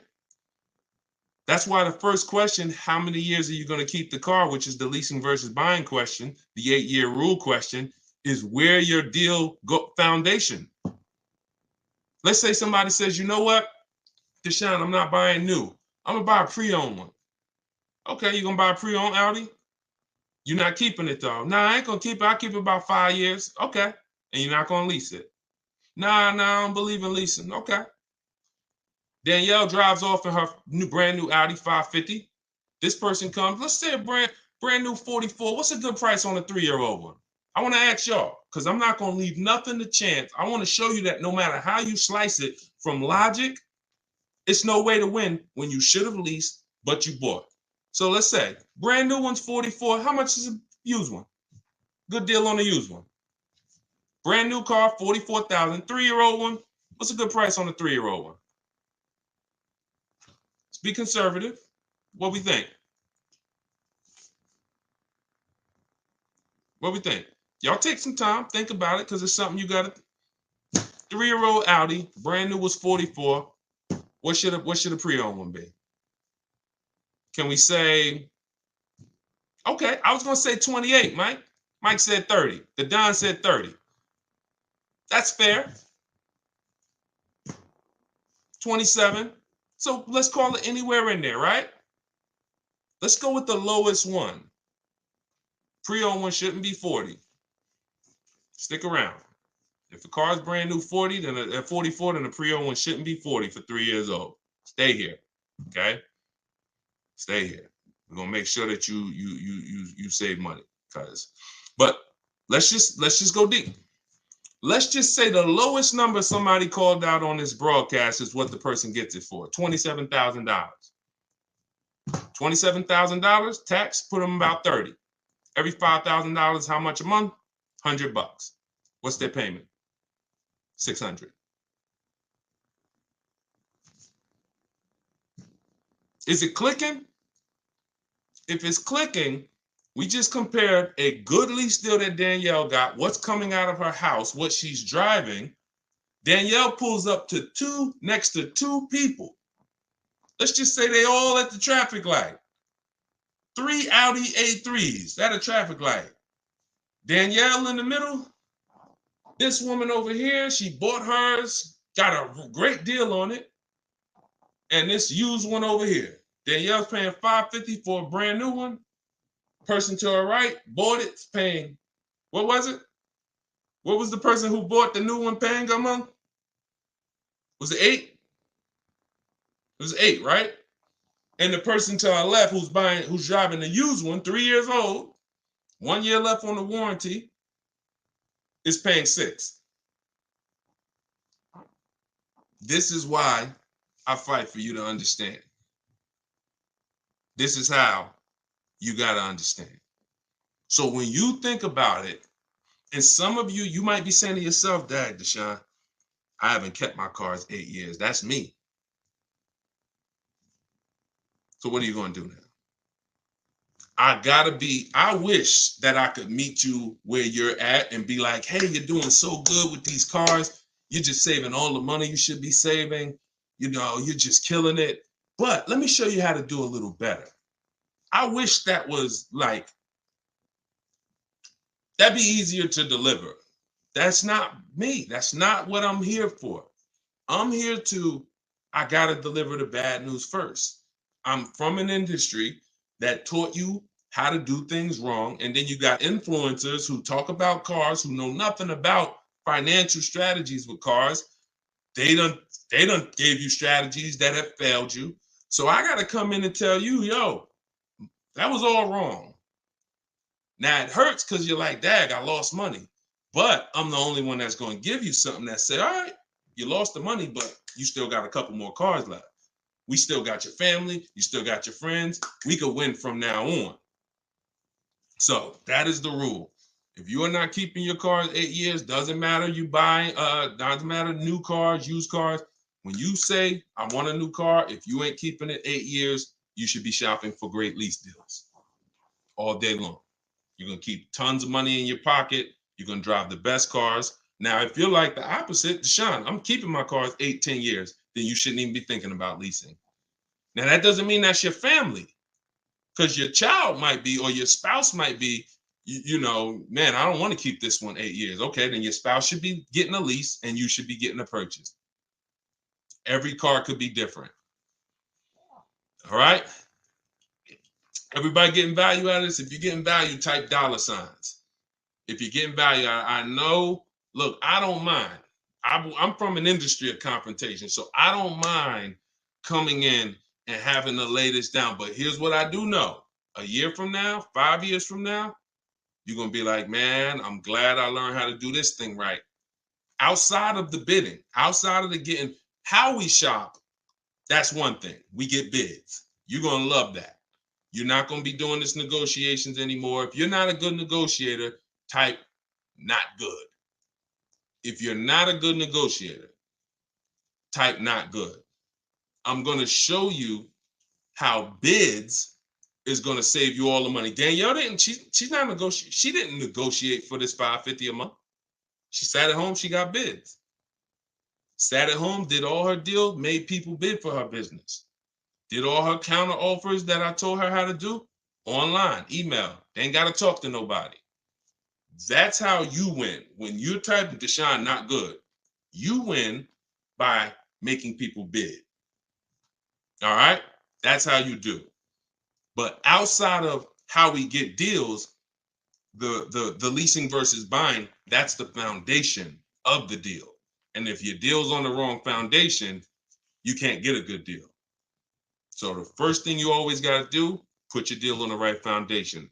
I should be leasing based on how long I'm going to keep the car.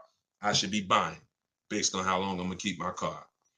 All right. Is it true that you're not responsible for major repairs when leasing? That's correct. Now, you can't bring the vehicle back damaged, but if you have an accident, you run it through insurance, it doesn't affect you. You have no penalties. You could have 10 accidents when you're leasing, as long as you run them through insurance. Now, if you had 10 accidents on a purchase, what is that doing to your value?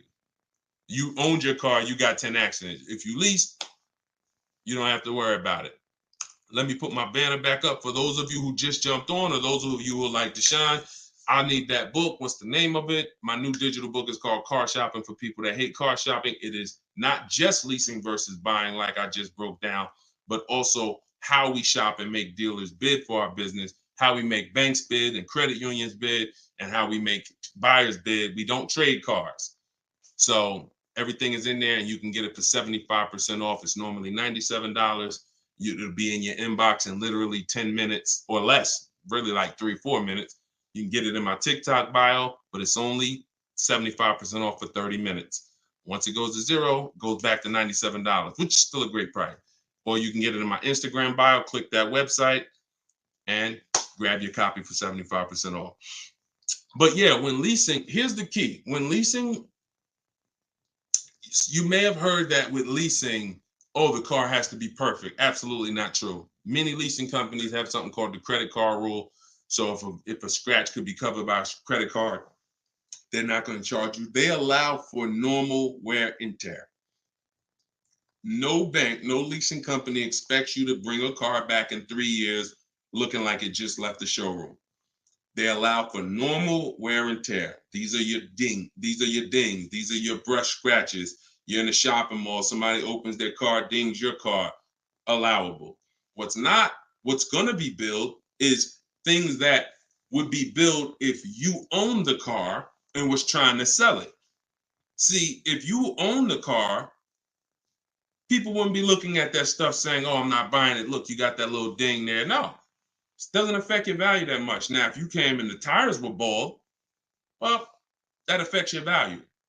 If you came and there was a scratch on it, looked like somebody keyed the car, oh, that's going to affect your value. Those things are those are the things that get billed for. and they call those excess wear and tear. That's not normal wear and tear. That means, a baseball-sized dent, a crack in the windshield. These are things that are called excess wear and tear.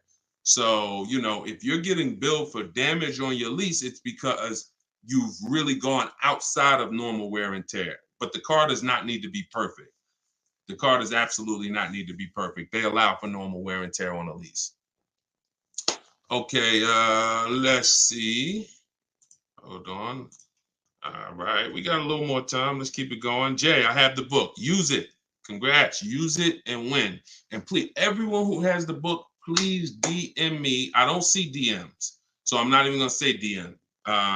Thank God we have over 2 million followers across 4 platforms, and we get hundreds of DMs. There's just no way for me to see them. The minute you purchase the book, I give you a support email, just in case, because sometimes you type in your email wrong, you're typing fast, and you're trying to get back to the broadcast, and it won't be there. Give it 10 minutes. Make sure you check spam, but make sure you send me your success story. I want to see when you get your car, and I want to see the deal.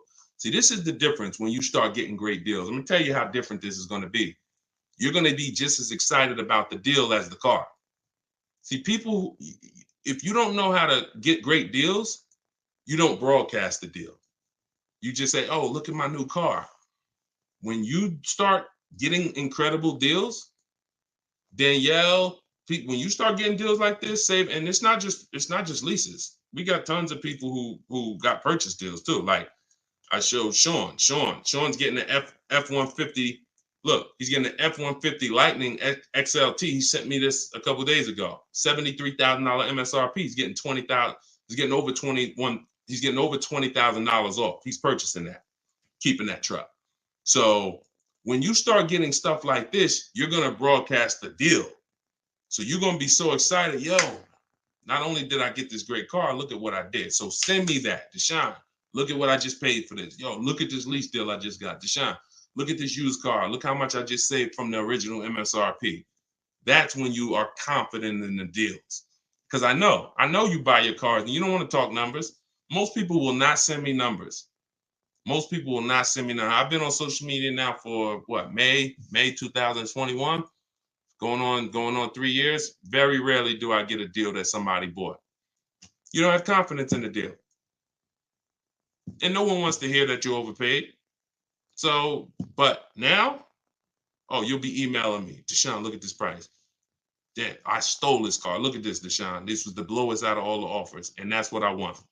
No, Steven, you shouldn't be buying your lease. All you're doing when you're buying a lease, look, somebody, this is TikTok. Somebody asked, should I buy my lease? Why? And the answer is no, unless you're keeping it 8 years. Because here's the thing. I know some of y'all may have heard about, heard this thing that's not a thing called lease to buy. Who's heard about that? Who's heard lease to buy? Who's heard that? Lease to buy. Who's heard that? Okay. Steven said, I never heard of it. Okay.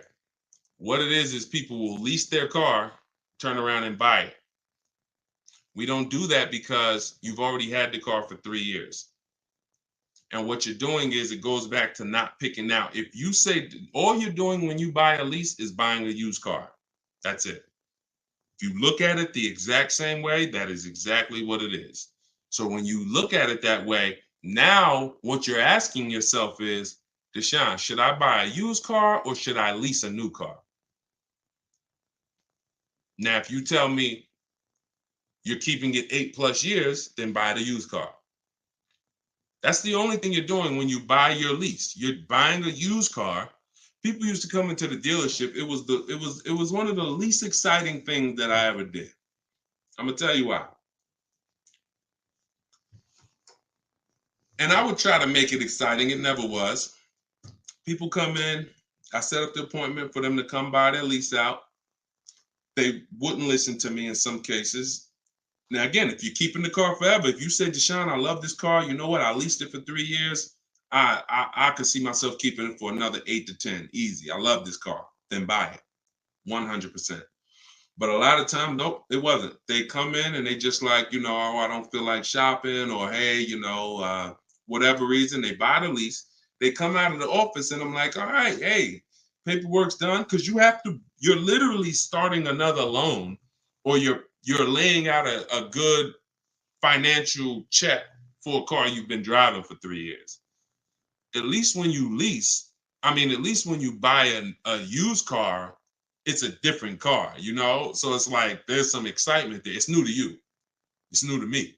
So when you buy your used car, it's like got me a new car.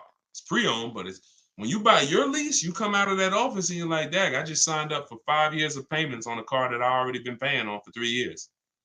Most people who are going to buy their lease, it's going to take a 5 or 6 year loan to get the same or similar lease payment. So if your lease payment was $400, usually to get to about a $400 finance payment, you need a 6 year loan. What's 6 plus 3? 3 years you leased it, and then you take a 6 year loan. 9 years. 9 years. Name of the book is Car Shopping for People That Hate Car Shopping. Somebody asked, what's the name of the book?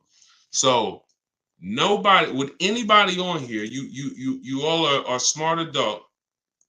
Would anybody on here sign up for a 9 year loan? Anybody? Anybody? No. No. Look, she said, hell no. No. So that's what most people are doing when they're buying their lease. And you look up, you look up, and a lot of people ain't even planning on keeping it. They just don't want to shop. See, when you learn to shop, Stephen, you'll see it's deals everywhere. Like the deals, like I've been helping people for the last 3 years make deals all across the country. It's deals everywhere when you know how to shop. When you don't know how to shop, there's deals nowhere. So most people, they're just buying their lease to buy some time. Here's what happens. Literally, they'll pay the lease for 3 years, buy it, take out a 6 year loan. You look up in 3 years or 2 years, let's say 3. And you're like, all right, you know what? The market seems a little better. Meanwhile, it's been fine the whole time. And you're like, okay, man, I've been driving this car. I leased it for 3 years. I had it for 6 years, man. Let me go and get something else now. Shop. You still owe 3 years of payments. What a shame to have a car you paid on for 6 years and you still owe 3 years of payments. It's one of the worst financial decisions people are making. But again, if you're going to keep the car long term and pay it off, keep it 8 more years, then buy the lease. But if that's not you, you should be shopping for an aggressive lease deal right now. All right. This one's Facebook. Sandy said, Brother Deshone, help a brother out. So I'm looking for a Benz GLS 2018 to 20. I'm having trouble with the sheet. I can't figure out the discount because I can't obtain original sale price. Also, when listing from highest to lowest, should I list from range of years or each sheet is broken down by years? I always do lowest to highest. I do the lowest price to highest. So whenever I open up the offers, you're using what's in my book, Sandy.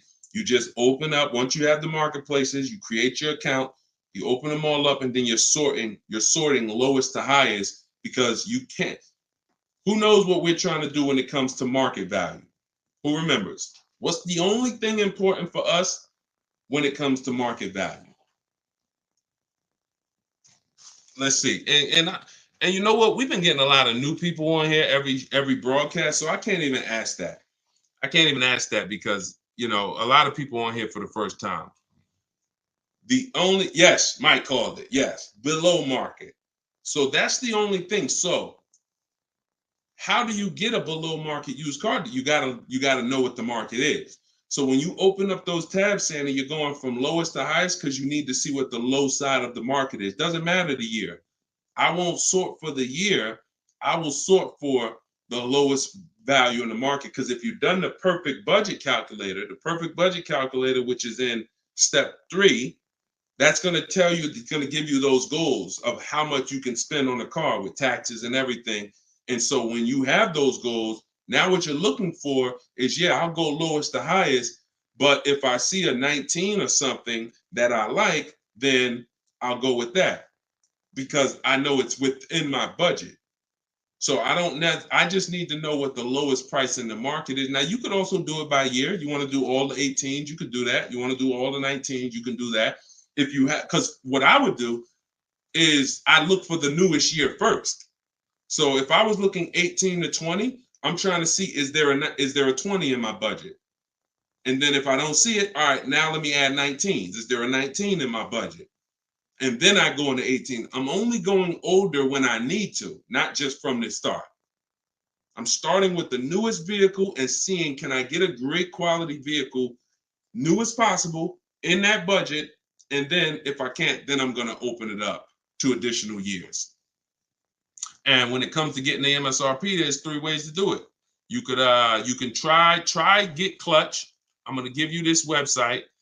Because every manufacturer doesn't have a deal with Carfax. Carfax shows the window sticker for the brands that they have a deal with. I think it's probably like 15, but there's 40 brands. So I would narrow it down to your top vehicles, and if you see that they're priced great, then you can use withclutch.com. I think it's withclutch.com. We're looking to build a software because they charge $5. I haven't found a spot that besides Carfax, and you've been able to get those Carfaxes on the dealers' websites, Sandy? You've been able to bypass, don't buy the Carfaxes on the marketplaces, go to the dealers' websites like the book says, and that's what you do. You need to get the original window sticker price, y'all. Because you're gonna pick the wrong car. I had 4 Infiniti trucks that I had narrowed my search down to, and they were all around the same price when I bought mine. They were all 2020s. They were all the same color, interior color. When I'm looking at them online, they all look the same. They're major differences, and the biggest difference is they're all asking between 30 and 32,000. But one of them brand new was 46, one of them was 48, one of them was 52, and one of them was 54.5, and that's the one I got. See how major that is? Dad, what if I would have picked the $46,000 one because they were asking 30? So I picked the one that was 46,000 brand new. So the one I got had the biggest discount. So when we're shopping, when we're making our final decision on which used car we're going to buy, we're not looking at the dealer, the discount the dealer's giving us. That doesn't matter. What matters is which one of these cars have the biggest discount from the original price when it was new. If this car was 50,000 brand new and they're asking 35, and then this car was 55,000 new and they're asking 35, this one's better. You're giving me 5,000 more value. I wouldn't know that. On top of that, I wouldn't even know what's in the car, what equipment, what packages.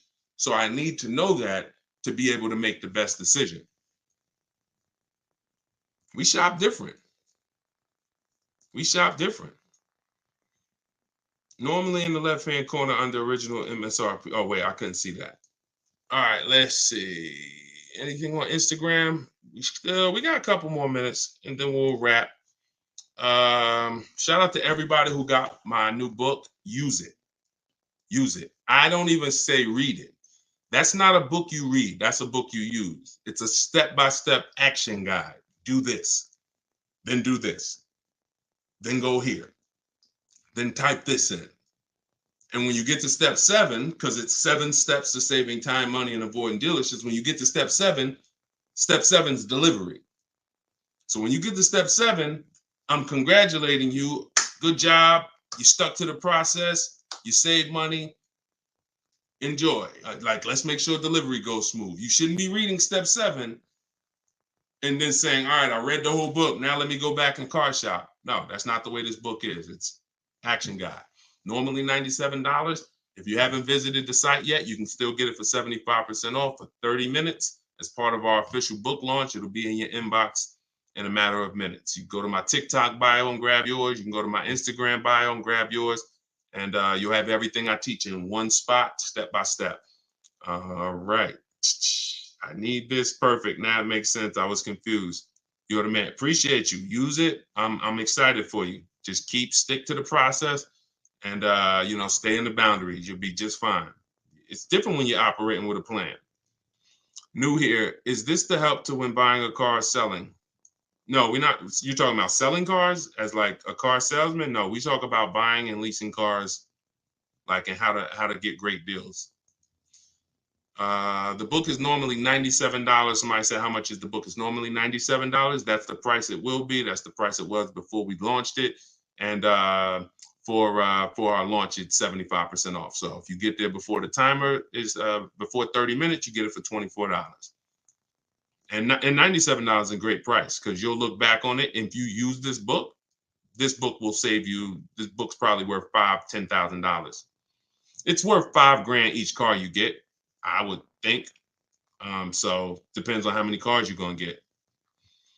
Okay, this one's YouTube. How do you turn the rent charge on a lease agreement into an APR? No, we don't shop like that. You're not gonna do anything by converting so what he's talking about is taking the money factor and converting it into an interest rate. You multiply it by 2,400. That doesn't matter. Here's what matters. Listen, we take the way we do lease deals, we divide the MSRP into the monthly payment. That gives us a percentage. We divide the monthly payment into the MSRP. That gives us a percentage. This is based on the 1% rule. Every savvy lease buyer, well, most savvy lease people who've been getting great lease deals for like the last 20 years, you always knew about the 1% rule. It was like, if you could get at least 1% of the MSRP or lower, no money down, you stole it. So all my leases, every single time I've leased, and I haven't leased since 2019, that was my last one, have been under 1%. My Jeep Grand Cherokee, $35,000 vehicle, $330 a month. I had 4 Infinities, all under 1%. My Q50s, $45,000 vehicles, I was paying $3. My highest payment was $390. The one before that was $365 or $345. The one before that was $325. These were $40,000, $42,000 vehicles. My Pontiac G6s was $256 a month. These was like 20. That was my highest one. That was my first lease, and I had to pay a little bit more because I was just establishing my credit as a leaser. But even that was probably 1.1%. So the 1% lease rule has been around way before I even got into the car business. What wasn't around, though, was when people were paying too much for leases. So we came up with the 1.5% rule, because once your lease payment is more than 1.5% of the MSRP with no money down, you're paying too much for a vehicle you're giving back.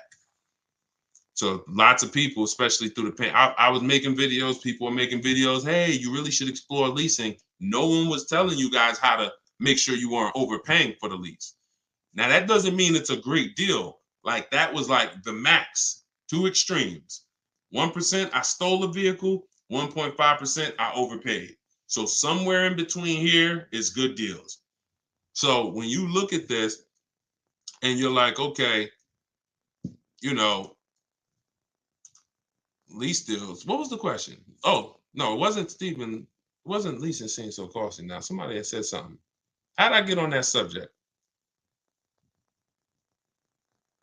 What was I talking about that I went into a lot of lease deals? Thank you for your time and expertise. Appreciate it. I told y'all know when I'm doing these rapid fire Q&A, especially, we're an hour and 15 minutes in. See, that's usually my body clock saying, all right, it's about time to wrap. Oh no, this is what it was. I'm at Alex from YouTube. His question's on the screen. He was talking. See, there's plenty of people who walked into the dealership when I was there. They had their financial calculator. Hold on, let me put a lease deal up here. And what they would do is they would ask me for the rate, the residual, and they would convert the money factor to an interest rate. And they're like, okay, what's the selling price and all of that? That's not how you get your best offer, because you don't know what the rebates are. You don't know what I'm holding on to. What are the unadvertised incentives? You have no idea. So the only way to get the deals that you see on these screens, this is Kimberly, $91,000 Maserati, $944 a month. 90, look, just got it recently. This market. $91,000 Maserati, $944 a month. She didn't get this by converting the interest rate and what's the rent charge on the car. No, she got bids the way I teach. We are going to get at least 5 bids, and that's how we save this money. Look at Bonita, 2022, middle of the pandemic. Everybody else, and you might have a Telluride that you're leasing, paying $700-800 a month. Maybe you put money down. She's driving a Telluride $600 a month. She gave him $600 and drove off. $47,000 truck. Look, Charles, Palisade. We talked about him earlier. $48,000 truck, $597 a month. You see what I'm saying? We don't worry about anything other, and they know their percentages. Look at Charles. Alex, look at Charles. They know their percentages. They divide the monthly payment of the offers. We get all our offers with first month's payment only out of pocket. We divide that monthly payment into the MSRP. It gives us a percentage, and that's how we compare our lease deals. That's how we know who saved us. You can see, he said all my offers were between 1.23 and 1.6. None of that, nothing else matters. He don't care what the money factor is on that. He doesn't care what the residual value is. That does not matter. What matters is how much am I paying for this car to drive it for 3 years? The lower the percentage, the better the deal. He don't care what rebates was included. Does not matter. We don't complicate this. And what I found is people who are going to shop like this, Alex, if you're not going to get bids, you're not going to get all the money. You could know all the financial calculation. You could know how to break a lease down longhand. And that's a super complex mathematical formula, but it's not hard for people who are in the math. I was taught to do it. I know how to do it. I would never shop that way. You see? That's just what it is. You get bids. Stop negotiating, start getting bids. My book is the only book. I think I'm the creator of the system. So there's no, it's like Deshone, I never heard anybody talking about getting bids before. I created it.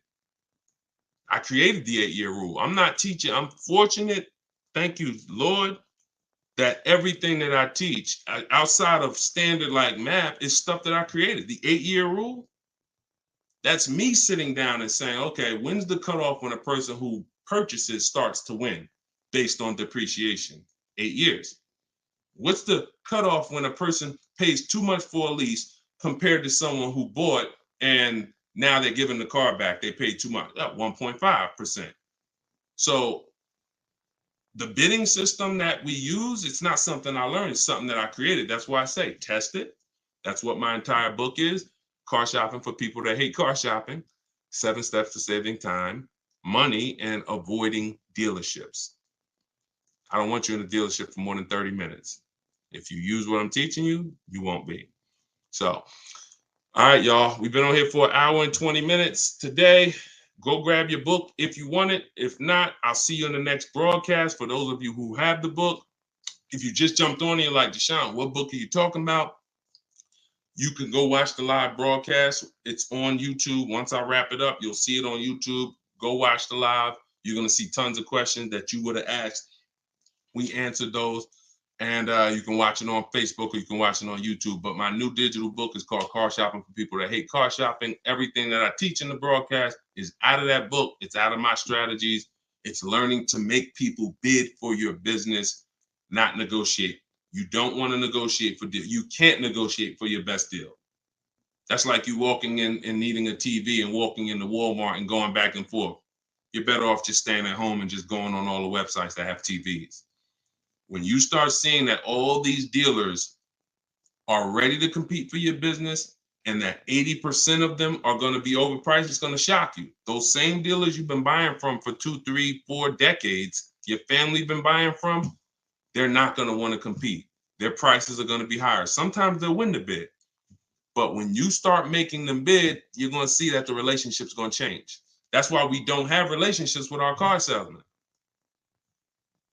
You're not going to have relationships. If you've been used to going to barbecues with your car salesman and all that, I'm sorry to tell you, you're either going to keep overpaying. When you start making them bid, the relationship's going to change a bit. Now, if he's a 20%er, he won't mind competing. If you're gonna say, look, listen, I understand, give me a shot, let me compete, I'm gonna beat the rest of the offers. If he's that kind of guy, then that's great. But you're gonna find that a lot of people have been used to you giving them your business where they haven't even had to compete. All they had to do is negotiate you down. That's not competing. You get what I'm saying? Negotiating you down isn't, oh, you earn my business. No, they earned your business when they beat all the other people who would want to sell you a car. They beat all their prices. And that's what my book is based out of. So it'll be in your inbox in 2 minutes. You can download it in my TikTok bio, 75% off for 30 minutes. And you can get in my Instagram bio, or I'll post it one more time for you guys on Facebook and YouTube. You can click this link here that says Deshone's book, and you can start using this stuff. You have it forever right there. It'll be your tool belt. It's in your tool belt forever. Buying, leasing, luxury cars, doesn't matter. It's all in there step by step. So I'll see y'all in the next one. Thank you to everybody that shared. Thank you to everybody who gave gifts. Thank you to everybody that invited somebody here. We can't do this